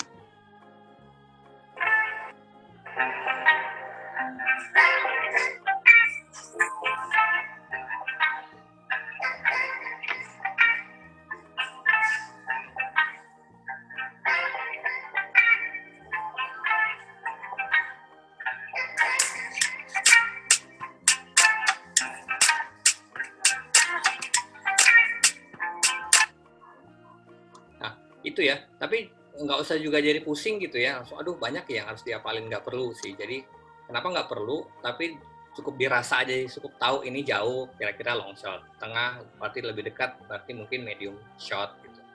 Karena kenapa nggak perlu juga dihafalin, karena memang nggak ada ukuran yang benar-benar pasti gitu. Long shot tuh kira-kira berapa meter, kagak ada gitu ya, jadi emang kita kira-kira aja gitu ya.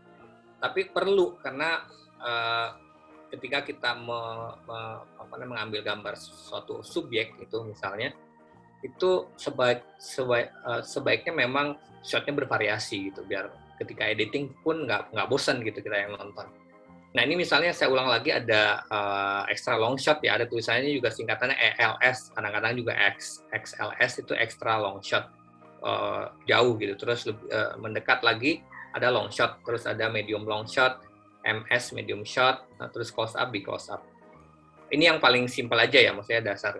Nah, yang ingin saya sampaikan di tips ini, ketika syuting satu subjek, jangan kemudian mengambil gambar dengan shot yang mirip. Itu tipsnya yang perlu teman-teman ingat.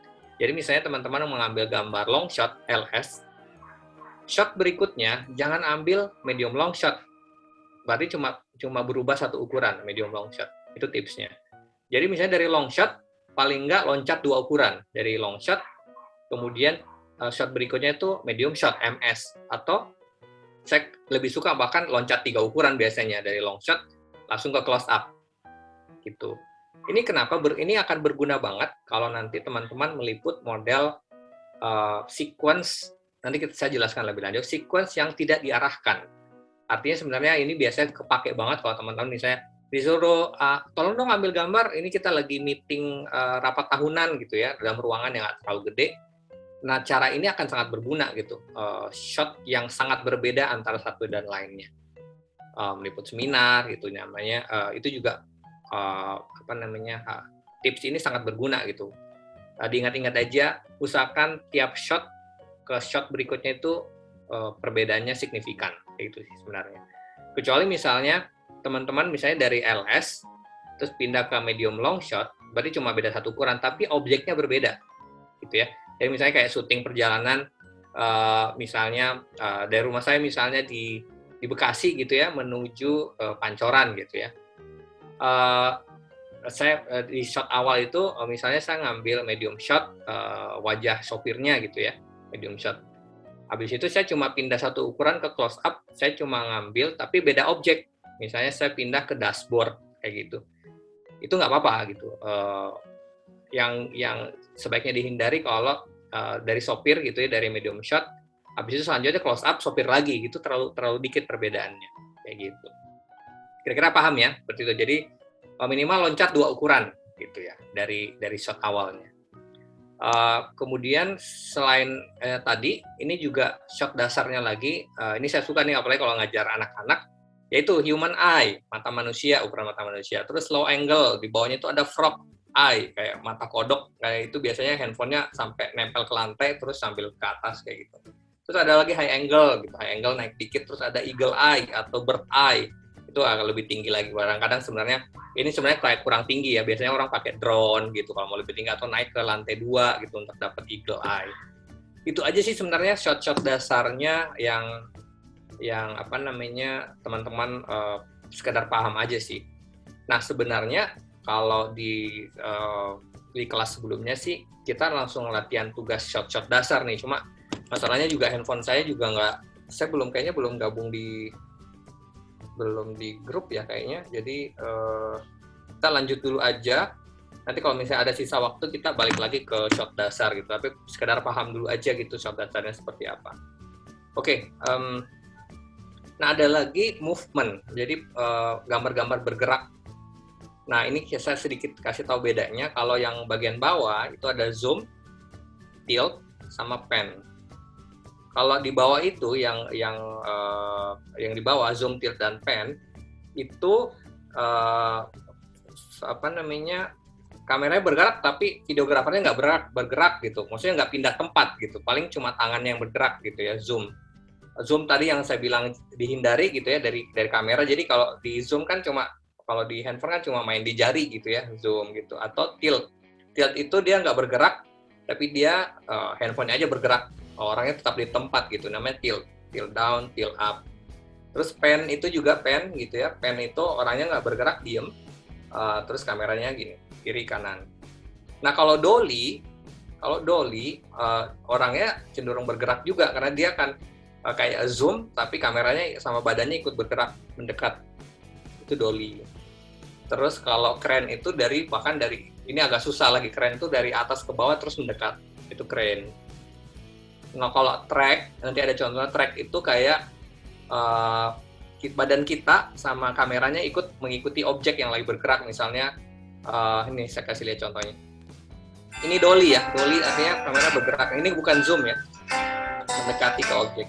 Ini dolly gerakannya. Kemudian ini tracking gitu. Jadi saya naik di objek terus saya ngikuti disabilitas ini lagi naik sepeda menuju kantornya. Saya ngikuti pakai objek. Ini tracking loh. Ya, sekedar ini aja, sekedar biar paham aja. Terus, nah soalnya perlu paham juga karena kadang-kadang kalau kita nanti nggak tahu nih kalau teman-teman sampai suatu saat misalnya ketemu klien yang minta dibikinin video, kadang-kadang gitu maunya nanti saya mau ada shot trackingnya, jadi kita perlu sekedar paham ya. Oh tracking tuh ini maksudnya gitu.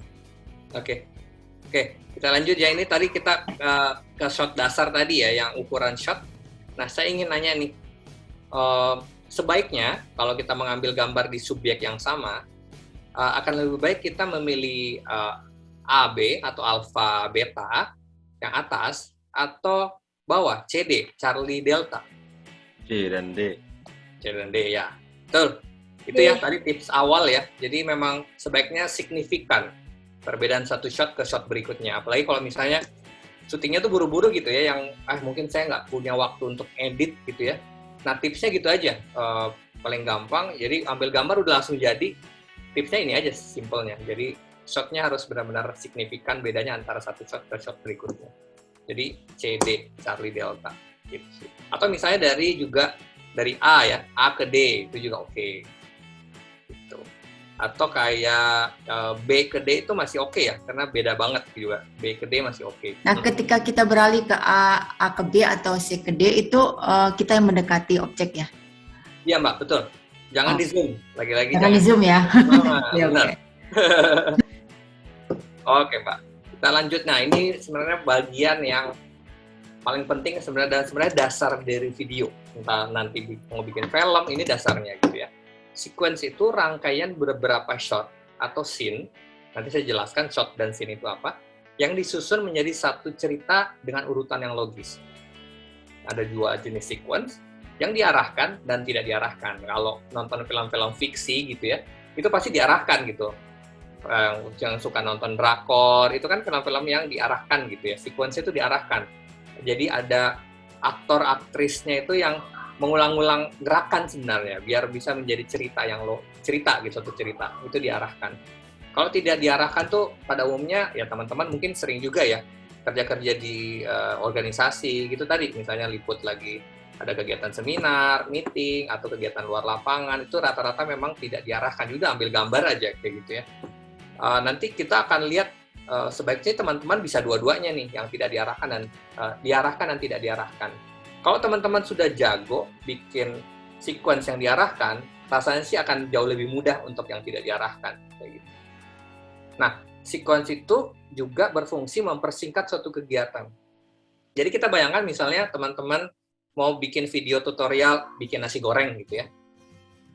Kalau kita kira-kira bikin nasi goreng itu 30 menit ada kali ya, 30 menit mulai dari nyiapin taruhlah nasinya sudah jadi gitu ya, nasinya sudah jadi, tapi kan kita harus potong bawang, terus apa lagi ya, siapin saus, kadang-kadang ada tambah bumbu lain gitu ya, terus kita siapkan wajan, panasin minyak, baru kemudian minyaknya panas, kita tumis bawangnya segala macam, terus abis itu kita taruh nasinya di atas. Jadi kalau kita utuh mengambil gambar itu mungkin sekitar 30 menit tuh videonya.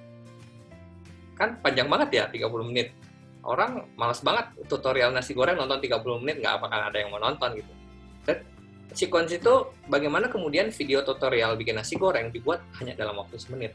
Itu fungsinya sequence. Gitu ya. Banyak ya sekarang ya tutorial masak itu cuma semenit, tapi kita bisa tahu gitu. Oh, urutannya ini gitu. Itu sequence soalnya. Jadi ada bagian-bagian yang bagian tertentu kita potong, terus kita pindah ke shot lain, jadi menjadi urutan yang logis kayak gitu. Nah, ini kita tonton satu sequence.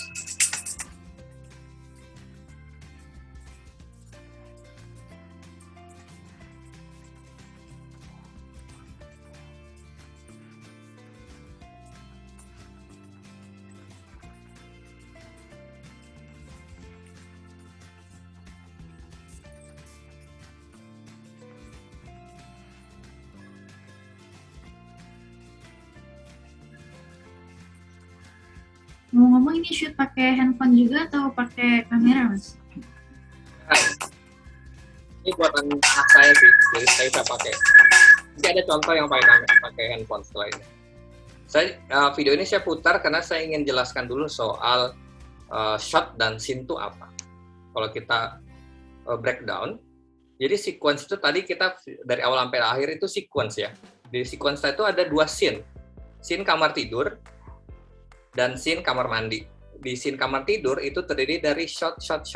Ada shot dia ngelihat ada shot dia bangun, ada shot dia lihat ke jam dinding, terus lempar bantal, melipat selimut. Itu shot yang kemudian disusun menjadi scene dan jadi sequence. Di scene kamar mandi ada shot dia buka keran, ada yang cuci muka, sikat gigi segala macam. Itu ya. Ya sekedar ini aja, sekedar biar paham aja sequence, scene dan shot itu apa. Nah, ini udah kita masuk nih, membuat sequence. Kita masuk dulu ke sequence yang diarahkan. Kita lihat ya. Ini pakai smartphone.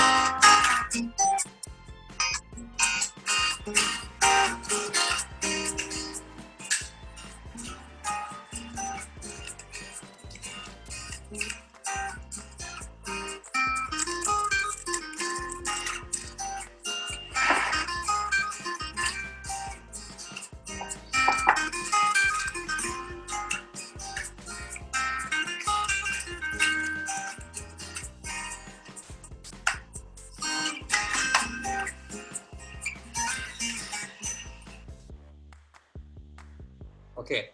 Itu sequence yang diarahkan gitu ya. Jadi kita lihat ada beberapa shot tuh yang benar-benar bersambung ya.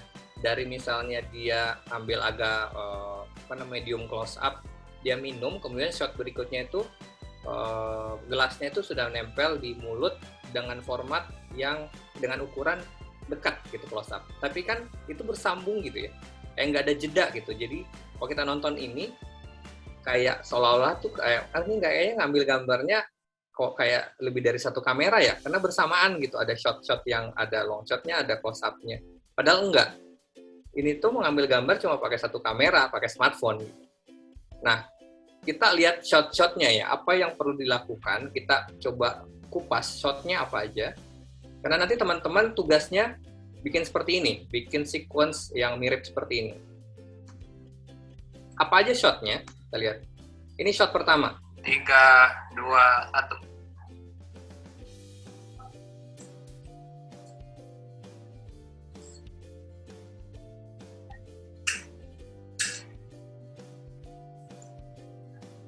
Nah, ini namanya master shot. Kita sebutnya master shot, ada yang bilang long shot, ada juga bilang established shot. Master shot ini jadi kayak adegan keseluruhan, atau misalnya setengahnya gitu ya, setengah kegiatannya kita udah shooting full gitu. Nah, nanti kemudian dari master shot ini kita ngambil detail-detail yang lebih dekat gitu, shot lebih dekat. Dan ingat, biasakan tipsnya ketika mengambil gambar, biasakan ambil gambarnya itu out frame, in frame, out frame. Gitu. Jadi tadi kan dengar kata bahwa 3, 2, 1, terus kemudian subjeknya masuk. Kenapa? Karena nanti kalau kita ngedit, ketika subjeknya sudah in frame, sudah ada dalam itu, kadang-kadang kita nggak menyediakan titik potong ketika diedit. Nanti akan lebih jelas lagi di slide selanjutnya. Jadi ini shot pertama ya, master shot atau long shot, atau ada yang bilang established shot. Gunanya ini memberi konteks juga gitu. Jadi kita mengasih tahu penonton bahwa oh ini kira-kira gambaran ruangannya anak ini belajar online itu kurang lebih ini mungkin ruangan tamu gitu ya, atau ruang keluarga. Kita ngasih konteks kayak gitu. Kita lanjut dulu ke shot berikutnya. Medium long shot.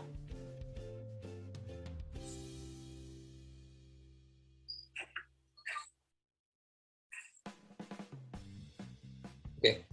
Jadi lihat ya, tadi gerakannya itu memang diulang lagi. Jadi anak saya ini saya suruh keluar lagi dari frame, terus diulang lagi 3, 2, 1, terus dia mengulangi adegan yang sama.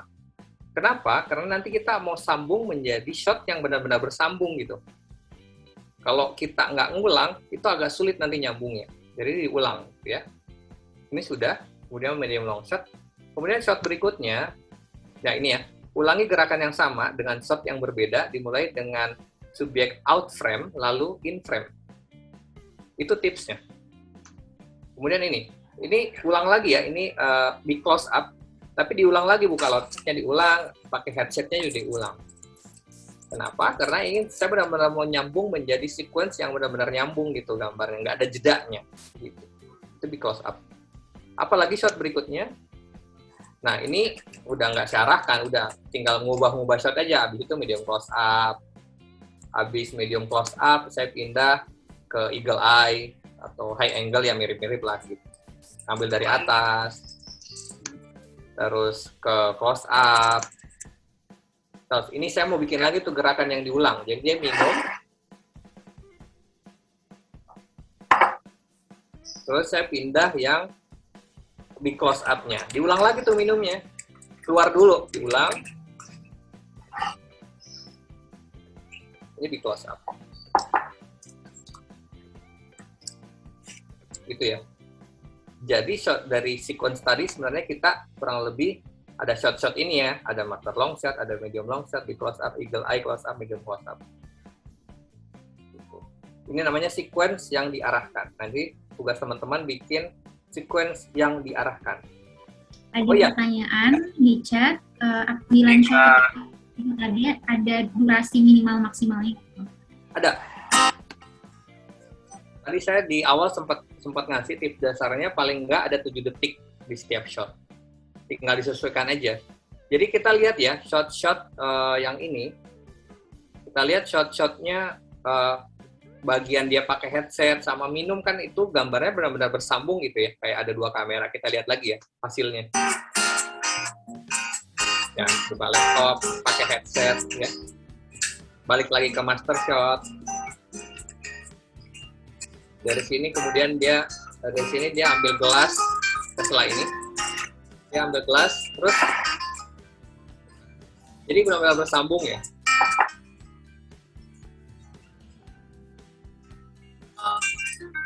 Itu sih sebenarnya untuk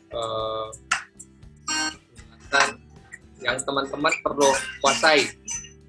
Kalau teman-teman udah mahir bikin sequence, ya udah berarti udah jago, udah bisa bikin video. Sebenarnya itu sih. Ntar saya lanjut. Ada pertanyaan? Mas, mau tanya.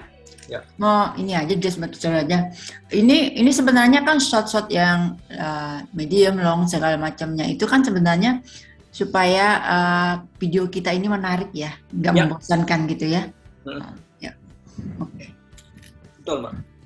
Ya, begitu juga nanti shot yang ada nanti satu contoh shot yang itu tadi ya, kadang-kadang kan nggak semua situasi kita bisa arahkan gitu ya. Apalagi kalau kita syuting misalnya video rapat pimpinan gitu ya. Nggak mungkin ya bos kita, direktur kita suruh, mas diulang dong minumnya gitu kan, nggak mungkin gitu kan.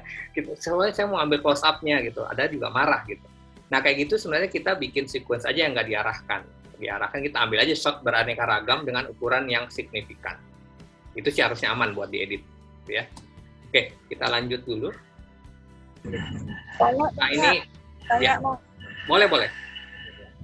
Jadi itu tadi apa namanya? Saya awam ya. Nggak apa-apa, Mbak.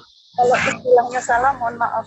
Jadi tadi pengambilan shot yang berulang-ulang, adegan yang sama diulang-ulang, itu untuk nanti supaya dipotong-potong dan sambungannya nggak kelihatan gitu ya, natural ya jadinya ya.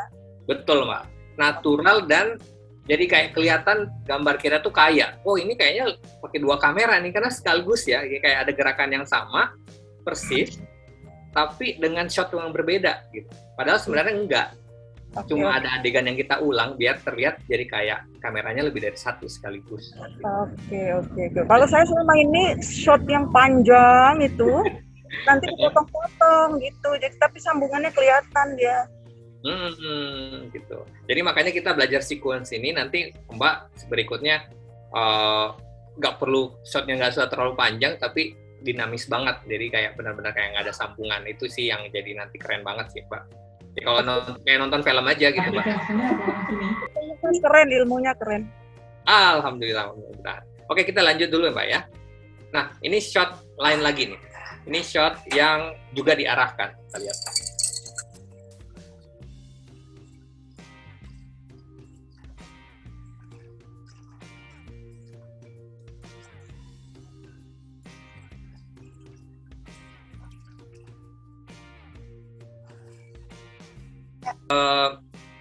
Ini juga tadi kalau kita lihat memang sama ya kayak sebelumnya gitu ya.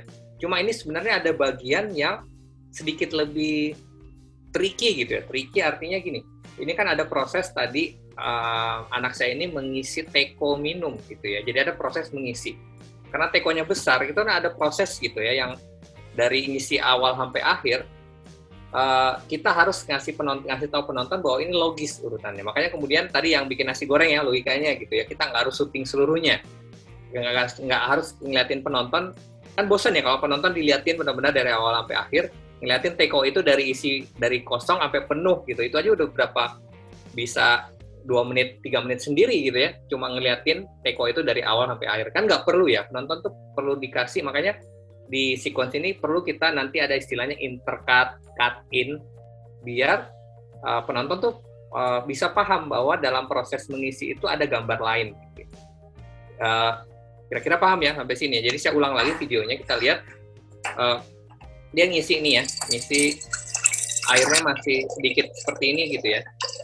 Terus saya kasih cut in namanya, terus ke intercut dulu galon.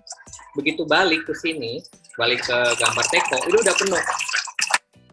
Nah, itu fungsinya sebenarnya cut in sama intercut. Karena kalau kita benar-benar balik lagi ke teko aja, itu kan 3 menit sendiri gitu, mungkin sampai penuh gitu ya. Jadi bosan kan gambarnya. Nah, itu fungsinya sequence. Kita lihat shot-shotnya. Apa aja shotnya? Nih, shot pertama. 3, 2, 1.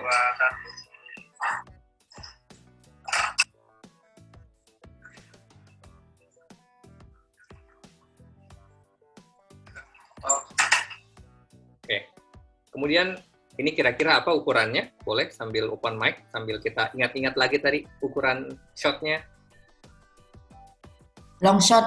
Betul, mantap Ibu. Terus kita ke shot berikutnya. Ini diulang lagi ya, berarti gerakannya. Dia mundur dulu, terus masuk lagi ke frame. Kalau ini kira-kira apa ukurannya? Medium. Medium, wish, luar biasa. Nah, habis itu kita mau ambil shot yang ini. Ini close up. Ya, close up. Iya. Sip. Ya, ini close up. Terus, ya, ini namanya cut in. Cut in itu masih bagian dari subjek. Jadi tadi kan ini cut in-nya wajah dia gitu. Wajah dia close up, ini cut in. Gitu. Jadi kita mau ngasih tahu penonton gini, ini kan dalam proses mengisi teko nih. Nah, biar penonton nggak kaget tiba-tiba tekonya penuh, kita kasih dulu deh wajahnya gitu. Sementara proses ngisinya masih berjalan nih, proses ngisi tekonya. Kita kasih muka dulu, cut in, terus kita ke intercut galonnya. Ini sambil tekonya masih terus diisi ya. Masih ke intercut namanya di luar subjek. Jadi objek lain di selain subjek itu namanya intercut. Terus habis itu saya ngambil, ini apa tadi ya? Ukurannya ya, kira-kira ya. Nah, high angle ya? Ya, angle. High angle. Terus balik ke di close up atau close up. Ini udah penuh ya. Balik lagi udah hampir penuh. Gitu. Terus dia tarik, gitu. Udah selesai. Jadi gitu ya. Jadi sequence yang perlu diperhatikan dan perlu ada, itu ada cut in. Cut in itu menunjukkan bagian dari subjek yang lebih rinci. Dari tadi misalnya long shot, abis itu ngambil close up muka. Itu cut in. Terus ada lagi intercut, bagian berbeda dari subjek. Saya ngambil tadi close up-nya galon. Ya. Itu intercut. Nah, ada lagi nanti yang perlu kita pahami continuity. Continuity itu kontinuitas atau kesinambungan gambar dalam sambungan berbagai shot. Ini terkait dengan aksesori, benda-benda di sekitar subjek itu. Nanti ada contohnya gitu ya. Kita bahas dulu. Ini cut in dan intercut. Kita lihat. Ini cut in. Karena masih tangan ya. Terus ini muka juga cut in dan ini intercut galon. Oke. Nah, gimana kalau tanpa intercut? Kita lihat. Ngisi masih dikit ya airnya. Atau penuh. Kan nggak logis ya. Videonya tuh nggak logis. Jadi dari ngisi dikit tiba-tiba shot berikutnya udah penuh. Itu kenapa? Karena kita nggak ngasih intercut. Kita nggak ngasih cut in, kita nggak ngasih intercut. Jadi tiba-tiba penuh airnya. Nggak logis gitu. Jadi bukan berarti sequence itu mendekin, tapi gambarnya nggak logis. Kayak gitu. Oke? Nah, ini sekalian saya tanya nih. Apa yang aneh dari video ini? Nggak? Oke. Jumlah airnya segitu-gitu aja. Bukan, ada yang lebih aneh sebenarnya. Kalau air sih mungkin karena nggak ada cut in ya. Tapi ada ini namanya soal continuity, Mas. Kesinambungan gambar. Kita lihat di sini ketika high angle, di kedua tangannya, karena kiri dan kanan itu ada karet gelang ya. Oke. Di shot berikutnya, hilang gelangnya.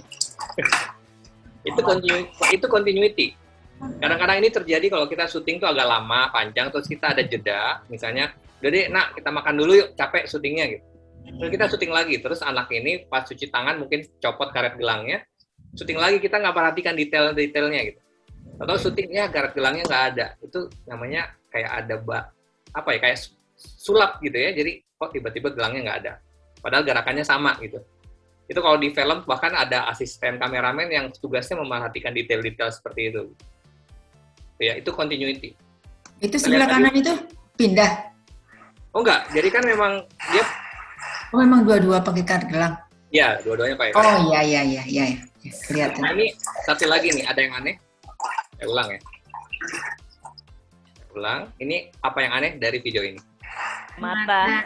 Kacamata. Kacamata. Betul ya. Ya itu sih. Kadang-kadang memang untuk syuting yang pendek itu kita perhatikan detail seperti itu. Cuma kadang-kadang kalau saya syuting berhari-hari dokumenter gitu, kalau kita mau nunjukin bahwa ini memang syutingnya berhari-hari, ya nggak apa-apa, bajunya ganti-ganti misalnya gitu. Tapi kemudian ada transisi ke malam, dia habis itu malam ada bridging misalnya bulan purnama, gambar gelap, terus pagi-pagi ada mulai dengan ayam berkokok misalnya. Kita ngasih tahu penonton bahwa emang syutingnya itu berhari-hari, terus bangun bajunya ganti misalnya, itu nggak apa-apa, nggak harus kemudian berhari-hari syuting, tapi kita tunjukin bahwa ya udah nggak, berarti orang nanti nonton malah kok ini orang nggak ganti-ganti baju ya, nggak gitu juga kayak gitu. Oke, nah satu lagi yang perlu diperhatikan soal menyeberangi garis imajiner. Apa itu? Ini juga garis imajiner ini sekedar tahu aja gitu, karena kadang-kadang teknik ini bahkan kadang disengaja kalau model-model bikin video klip musik kayak gitu, ini disengaja menyeberangi garis imajiner. Kita lihat ya.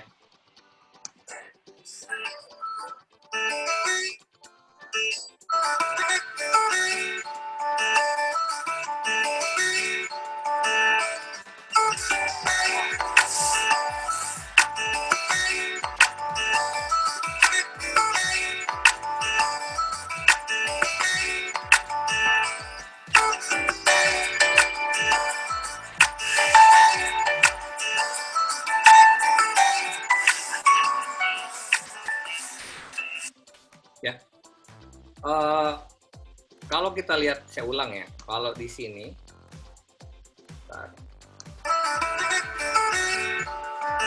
kalau kita syuting orang lagi ngobrol, bercakap-cakap, ini kan ideal ya, maksudnya logis ya. Jadi ada yang sebelah kiri, sebelah kanan kita syuting, dan dia ngobrol, bercakap-cakap. Ini bisa terjadi kalau saya nggak menyeberangi garis, gitu ngambil gambarnya. Dan kita atur di edit, kalau kita ngedit, kita bisa bikin gini ya, bergantian berhadapan. Jadi penonton tuh logis, oh iya yang anaknya sebelah kiri, ibunya sebelah kanan, gitu ya.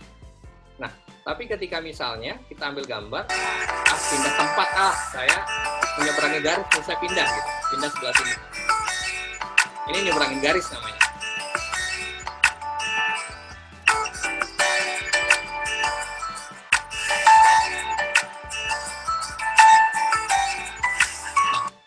Ketika disambung jadi aneh gitu. Kalau misalnya shot saya pindah setelah saya menyeberangi garis, saya sambung sama shot sebelum menyeberangi garis. Ketika saya mundur dikit, bentar ya. Ketika di sini lanjut ke ibunya, kan aneh. Gitu. Ini jadi kayak membelakangin, nggak berhadapan. Itu karena saya menyeberangi garis. Ini sekedar ini aja ya, sekedar pengetahuan gitu yang kalau kita misalnya kayak mungkin di sini ada yang suka bola. Ketika kita nonton bola gitu ya, babak pertama misalnya MU sebelah kiri, Liverpool sebelah kanan. Gitu ya, main bola, ya, MU berarti serang ke kanan ke gawangnya Liverpool serang ke kiri ke gawangnya MU. Ketika turun minum gitu selesai, babak kedua kan bertukar posisi ya. Gitu ya, bertukar posisi, Liverpool ke kiri, MU ke kanan. Sebaliknya, MU tuh nyerang ke kiri, tadinya nyerang ke kanan sebelah kiri, dan Liverpool nyerang ke kanan. Kita sebagai penonton kan nggak pernah bingung ya, gitu ya. Nggak pernah bingung, kok MU nyerang gawangnya sendiri, kan nggak pernah kayak gitu ya. Itu bisa penonton nggak bingung, karena si kameramen begitu di babak kedua, dia nggak pindah ke sebelah sana, ambil gambarnya. Dia nggak nyeberangi garis. Dia tetap stay di posisinya semula, gitu, di babak pertama. Biar gambarnya itu logis, karena kalau pindah ke sana akan membingungkan penonton. Gitu. Itu kurang lebih seperti itu soal menyeberangi garis imajiner. Begitu juga di sini mungkin ada NGO, kalau misalnya liput persidangan gitu ya. Ketika misalnya kita mengambil posisi sebelah kanan gitu di ruang sidang, sebelah kanan kan kuasa hukum, sebelah kiri JPU gitu ya, jaksa, depannya hakim gitu ya. Nah posisi kita tuh ambil agak ke kanan gitu ya. Ketika kita lihat ambil gambar misalnya sisi JPU-nya ngomong gitu, JPU-nya ngomong kita ambil dari sebelah kanan. Tapi kemudian setelah menjelang akhir kemudian tripod kita pindah ke sebelah kiri. Itu nanti bisa bingung tuh ngeditnya penonton ya, kok kayak kuasa hukum kok kayak berada di belakangnya JPU kayak gitu sih. Kurang lebih paham ya kira-kira ya. Tapi ini nggak harus, kadang-kadang malah kalau di video klip musik kayak gitu malah disengaja nyebrangin garis kayak gitu. Intinya saya ingin ngasih tahu ini, terutama kalau di video jurnalistik, ini menjadi sangat penting gitu, jangan sampai penonton tuh kebingungan. Jadi kalau misalnya kayak saya misalnya di KPK gitu ngeliput di depan pintu masuk KPK, saya dari jauh nih ngambil tersangkanya mau masuk nih dari sebelah kiri menuju ke kanan pintu KPK gitu ya, sambil naik tangga gitu. Begitu menjelang masuk pintu, kemudian saya pindah sebelah sana nyebrang gitu. Ketika diedit di kantor, editornya bilang, kok aneh sih kalau gua sambung si tersangkanya itu mau masuk pintu KPK tiba-tiba kayak keluar lagi dari pintu gitu, karena saya nyebrangin garis. Ya itu sekedar ini aja informasi soal menyeberangi garis imajiner. Sequence yang tidak diarahkan. Nah, kita lihat lagi contoh sequence yang tidak diarahkan. Ini adegannya benar-benar apa adanya aja. Ini yang menurut saya sangat berguna kalau nanti teman-teman, itu tadi ya, contohnya liput rapat di kantor, terus seminar, segala macam, ini bisa diterapkan. Ingat, shot-nya berbeda antara satu shot ke shot lainnya. Itu aja sebenarnya tipsnya.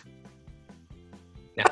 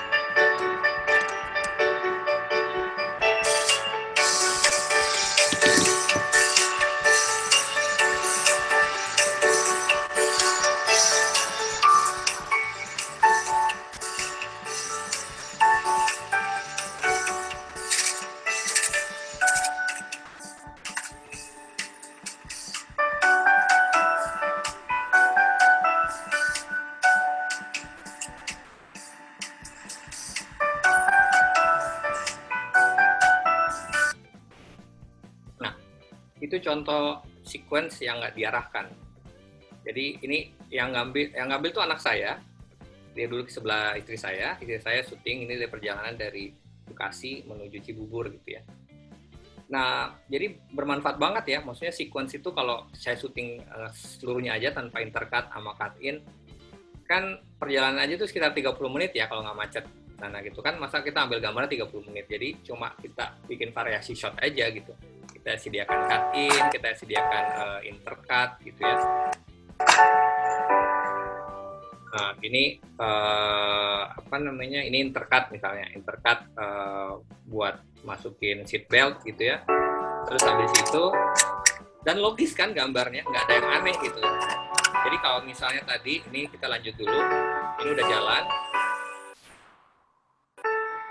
Kan kita nanti bagaimana caranya ya? Kalau aneh kan kalau tiba-tiba udah di jalan tol gitu. Jadi kita kasih intercut. Nah, ini intercut nih. Jadi kita ngasih lihat shot yang nggak kelihatan jalan depannya gitu ya. Kita kasih ke spion. Habis itu ketika kita mau masuk ke jalan tol, ya orang nggak aneh gitu. Kan ada intercut. Terus saya intercutnya ke panel AC. Terus habis itu pas masuk ke shot berikutnya udah bebas aja mau shot apa lagi gitu.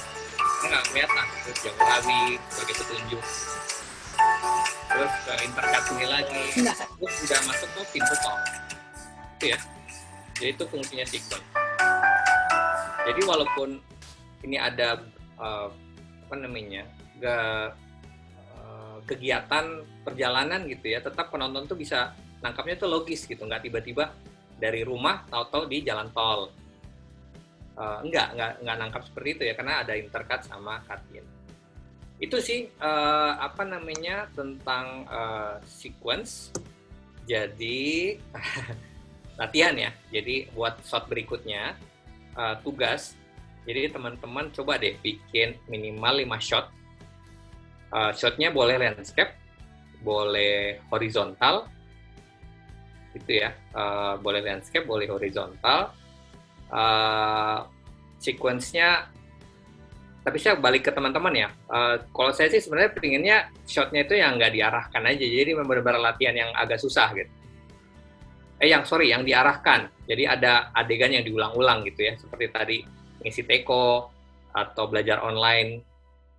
Pakat ya kira-kira ya. Kita coba dulu yang tidak diarahkan gitu. Jadi memang ada nanti perlu ada pemeran tuh untuk bikin sequence yang tidak diarahkan. Karena kalau diarahkan harusnya lebih gampang gitu. Jadi tugasnya saya ulang, buat minimal 5 shot. Nggak usah terlalu panjang ya, maksimal 10 shot deh gitu. Maksimal 10 shot, minimal 5 shot. Ukurannya landscape atau horizontal. Ini sama aja, landscape sama horizontal itu sama. Ini salah nih. Landscape atau vertikal, ukurannya bebas, tapi konsisten ya. Kalau landscape semuanya. Kalau vertikal semuanya. Atau kemudian durasinya tiap shot 7-10 detik. Nanti panitia katanya mau bikin grup ya. Nanti di situ aja kirimnya kalau udah selesai. Tapi ini dalam bentuk shot aja ya, nggak usah diedit dulu. Nah, yang pakai Android, kalau Android kan pilihan kalau di kameranya itu kan pause ya. Ada pause, ada stop ya. Nah, teman-teman pilihnya stop aja. Jadi nanti kirimnya dalam berupa shot terpisah aja. Jadi misalnya kayak 5 shot, kirim 5 shot terpisah. Nggak usah diedit dulu, karena nanti di kelas berikutnya nih kita latihan ngedit. Kayak gitu. Kalau pakai iPhone otomatis ya, karena kalau cuma ada tombol stop ya, nggak ada pause ya kalau di iPhone ya, kecuali pakai aplikasi lain. Kalau di iPhone, otomatis ketika stop akan jadi satu file, satu shot. Terus syuting lagi, stop, akan jadi file berikutnya. Itu, kita samakan saja. Jadi saya ulang, buat minimal 5 shot, landscape atau vertikal, bebas tapi konsisten. Bikin sequence yang tidak diarahkan. Kok saya kebalik-balik ya. Bikin sequence yang diarahkan. Gitu, jadi ada pemerannya kira-kira gitu. Karena lebih susah daripada yang jangan yang tidak diarahkan gitu. Yang tidak diarahkan, ingat ulang-ulang, adegannya perlu diulang-ulang dengan ukuran yang lebih dekat biar nanti nyambungnya enak gitu. Ingat out frame, in frame, out frame, itu tipsnya. Terus durasi tiap shot 7-10 detik, kirim ke WhatsApp grup. Ini ada sedikit ya, masih ada 4 menit ternyata. Saya sekedar ini cepat aja. Buat teman-teman mungkin akan berguna, karena tadi memang saya bilang ke panitia akan ada share sedikit soal storytelling. Gampangnya kalau kita bikin video, sekarang tuh sebaiknya bikin video itu bisa bercerita, gitu, ada ceritanya. Nah, ketika membuat perencanaan, membuat suatu video yang bercerita, itu ada 5 elemen sebenarnya. Hanya ada 5 elemen yang perlu teman-teman siapkan di awal. Jadi kalau mau bikin video, sebaiknya menyusun ini nih. Ada intro atau hook bagian awal, terus ada unsur problemnya, masalah, ada solusinya, kemudian ada call to action, CTA atau mengajak penonton, sama outro penutup atau kesimpulan, itu bebas gitu ya. Di sini ada penggemar Nest Daily, kalau saya penggemarnya Nest Daily. Gitu. Ini sebenarnya saya ikut kelasnya Nest Daily. Bagaimana? Iya ya, bagus banget ya. Saya juga ngefans banget. Saya tuh kalau nonton videonya Nest Daily itu kayak nggak ada 1 detik pun yang bikin saya bosen gitu, dragging gitu. Saya nonton sampai awal sampai akhir gitu, karena kemampuan dia membuat storytelling. Nah, ini yang dia share waktu itu, saya ikut kelasnya. Sebenarnya sederhana kok. Video itu kalau mau bagus ada 5 elemen ini di dalamnya, gitu ya. Ini satu contoh saya play video tentang Irfan. Dia seorang The guy next to me will make you change your mind on the term keyboard warrior because he is the real warrior. That's fine. When he was 18, his entire muscle system collapsed and he could no longer move. And for the next 19 years, he's been bedridden in his home in Sri Lanka. But this is not a sad story, it's an inspiring one. Despite having strength only in one finger, he taught himself to read and write English. He wrote and wrote and wrote. And when he couldn't write on a laptop, he wrote on an iPhone to publish 3 full books in English that sold in the thousands. One of them took 1 year to type. Doctors gave him until 18 to live, but now he's 37, living on a ventilation machine, fasting during Ramadan, and planning his 4th book. This guy fought to live his life, fought to write his thoughts, and fought to make his voice heard only through a keyboard. He should be the new definition of a keyboard warrior. That's what really to tomorrow. Ya, cakep ya. Ini jadi kekuatan storytelling tuh seperti ini kalau diterapkan gitu. Kita lihat ya, kita coba breakdown cepat aja. Unsur intro hooknya itu dengan pertanyaanku, dapatkah kamu menggerakkan mengubah dunia hanya dengan satu jari? Itu di intro, di hooknya seperti itu. Kemudian masuk ke problem, dia cerita tuh. Ini adalah Irfan Hafiz dari Sri Lanka, seorang yang terbaring selama 17 tahun dengan penyakit yang langka gitu ya, yang dan tidak bisa diobati gitu, dan menyebabkan dia hanya bisa menggerakkan satu jarinya. Itu problem. Kemudian masuk ke solusi, tapi dengan tekad yang kuat gitu, daripada tubuhnya seperti itu, dia bahkan nggak bisa lihat dunia gitu ya, tapi kemudian dia nggak pernah berhenti berjuang dan mengajak kita untuk melihat dunia melalui buku yang dia tulis gitu. Itu solusinya. Kemudian masuk call to action-nya. Ini bukan tentang siapa kamu, bukan yang kamu lakukan saat ini gitu, tapi apa yang kamu lakukan untuk mengatasi kendala-kendala yang kamu hadapi gitu. Terus outro-nya tadi, that's 1 minute, see you tomorrow. Ini misalnya bebas aja sih kalau misalnya bikin tagline buat channel YouTube teman-teman, itu bisa dimasukin di outro. Itu ya sebenarnya, ini singkat aja, jadi sekedar ngasih tahu aja nih teman-teman. Sebenarnya kita boleh jago teknis gitu membuat video, tapi lagi-lagi sebenarnya yang bikin orang tertarik adalah story-nya gitu ya. Kemampuan teknis membuat video, memotret itu menurut saya juga penting, tapi menurut saya lebih penting adalah ceritanya. Kadang-kadang kita lihat videonya secara teknis gambarnya biasa-biasa aja, tapi punya cerita yang kuat. Akhirnya toh kita juga nonton, kita juga kemudian share video itu karena ada cerita yang kuat di situ. Itu sih. Jadi alangkah baiknya kalau nanti teman-teman secara teknis juga jago, tapi juga ada cerita yang teman-teman bisa angkat, cerita yang menarik, cerita yang menginspirasi misalnya. Itu aja dari saya hari ini. Pesan saya keep it simple, karena memang smartphone itu harusnya simple, dan have fun sih, karena harusnya menyenangkan ya ketika teman-teman mulai bikin sequence terus ngedit sendiri, akhirnya bisa melakukan segala hal sendiri dengan smartphone, bisa membuat video-video yang menarik. Itu akan menyenangkan sih kalau menurut saya. Demikian teman-teman dari saya. Mohon maaf kalau hari ini ada kurang jelas. Nanti kalau misalnya kurang jelas bisa tanya di grup ya, kalau nanti grupnya sudah jadi. Nanti tugasnya juga saya share lagi di grup. Silahkan Mbak Elvita, sementara itu dulu buat hari ini. Ya, terima kasih Mas Dio, materinya ciamik banget, jadinya dapat banyak hal baru gitu ya, soal ilmu ngedit syuting dan ngedit videonya secara simpel gitu. Oke. Gitu aja untuk hari ini, dan berarti tadi tugasnya adalah kirim 5 video itu tadi ya, 5 video, 5 shot itu model shot tadi yang diarahkan pakai artis gitu ya teman-teman. Dan ingat untuk in frame dan out frame-nya, dan durasinya per video atau per shotnya itu 7-10 detik. Terima kasih ya. Oke, terima kasih Mas Dede, terima kasih Mas Dio juga, dan teman-teman yang terima kasih udah hadir hari ini. Sehat-sehat selalu, sampai jumpa di training tanggal 10 nanti, dan jangan lupa download InShot-nya, dan jangan lupa kirim tugas di grup WhatsApp nanti. Dadah.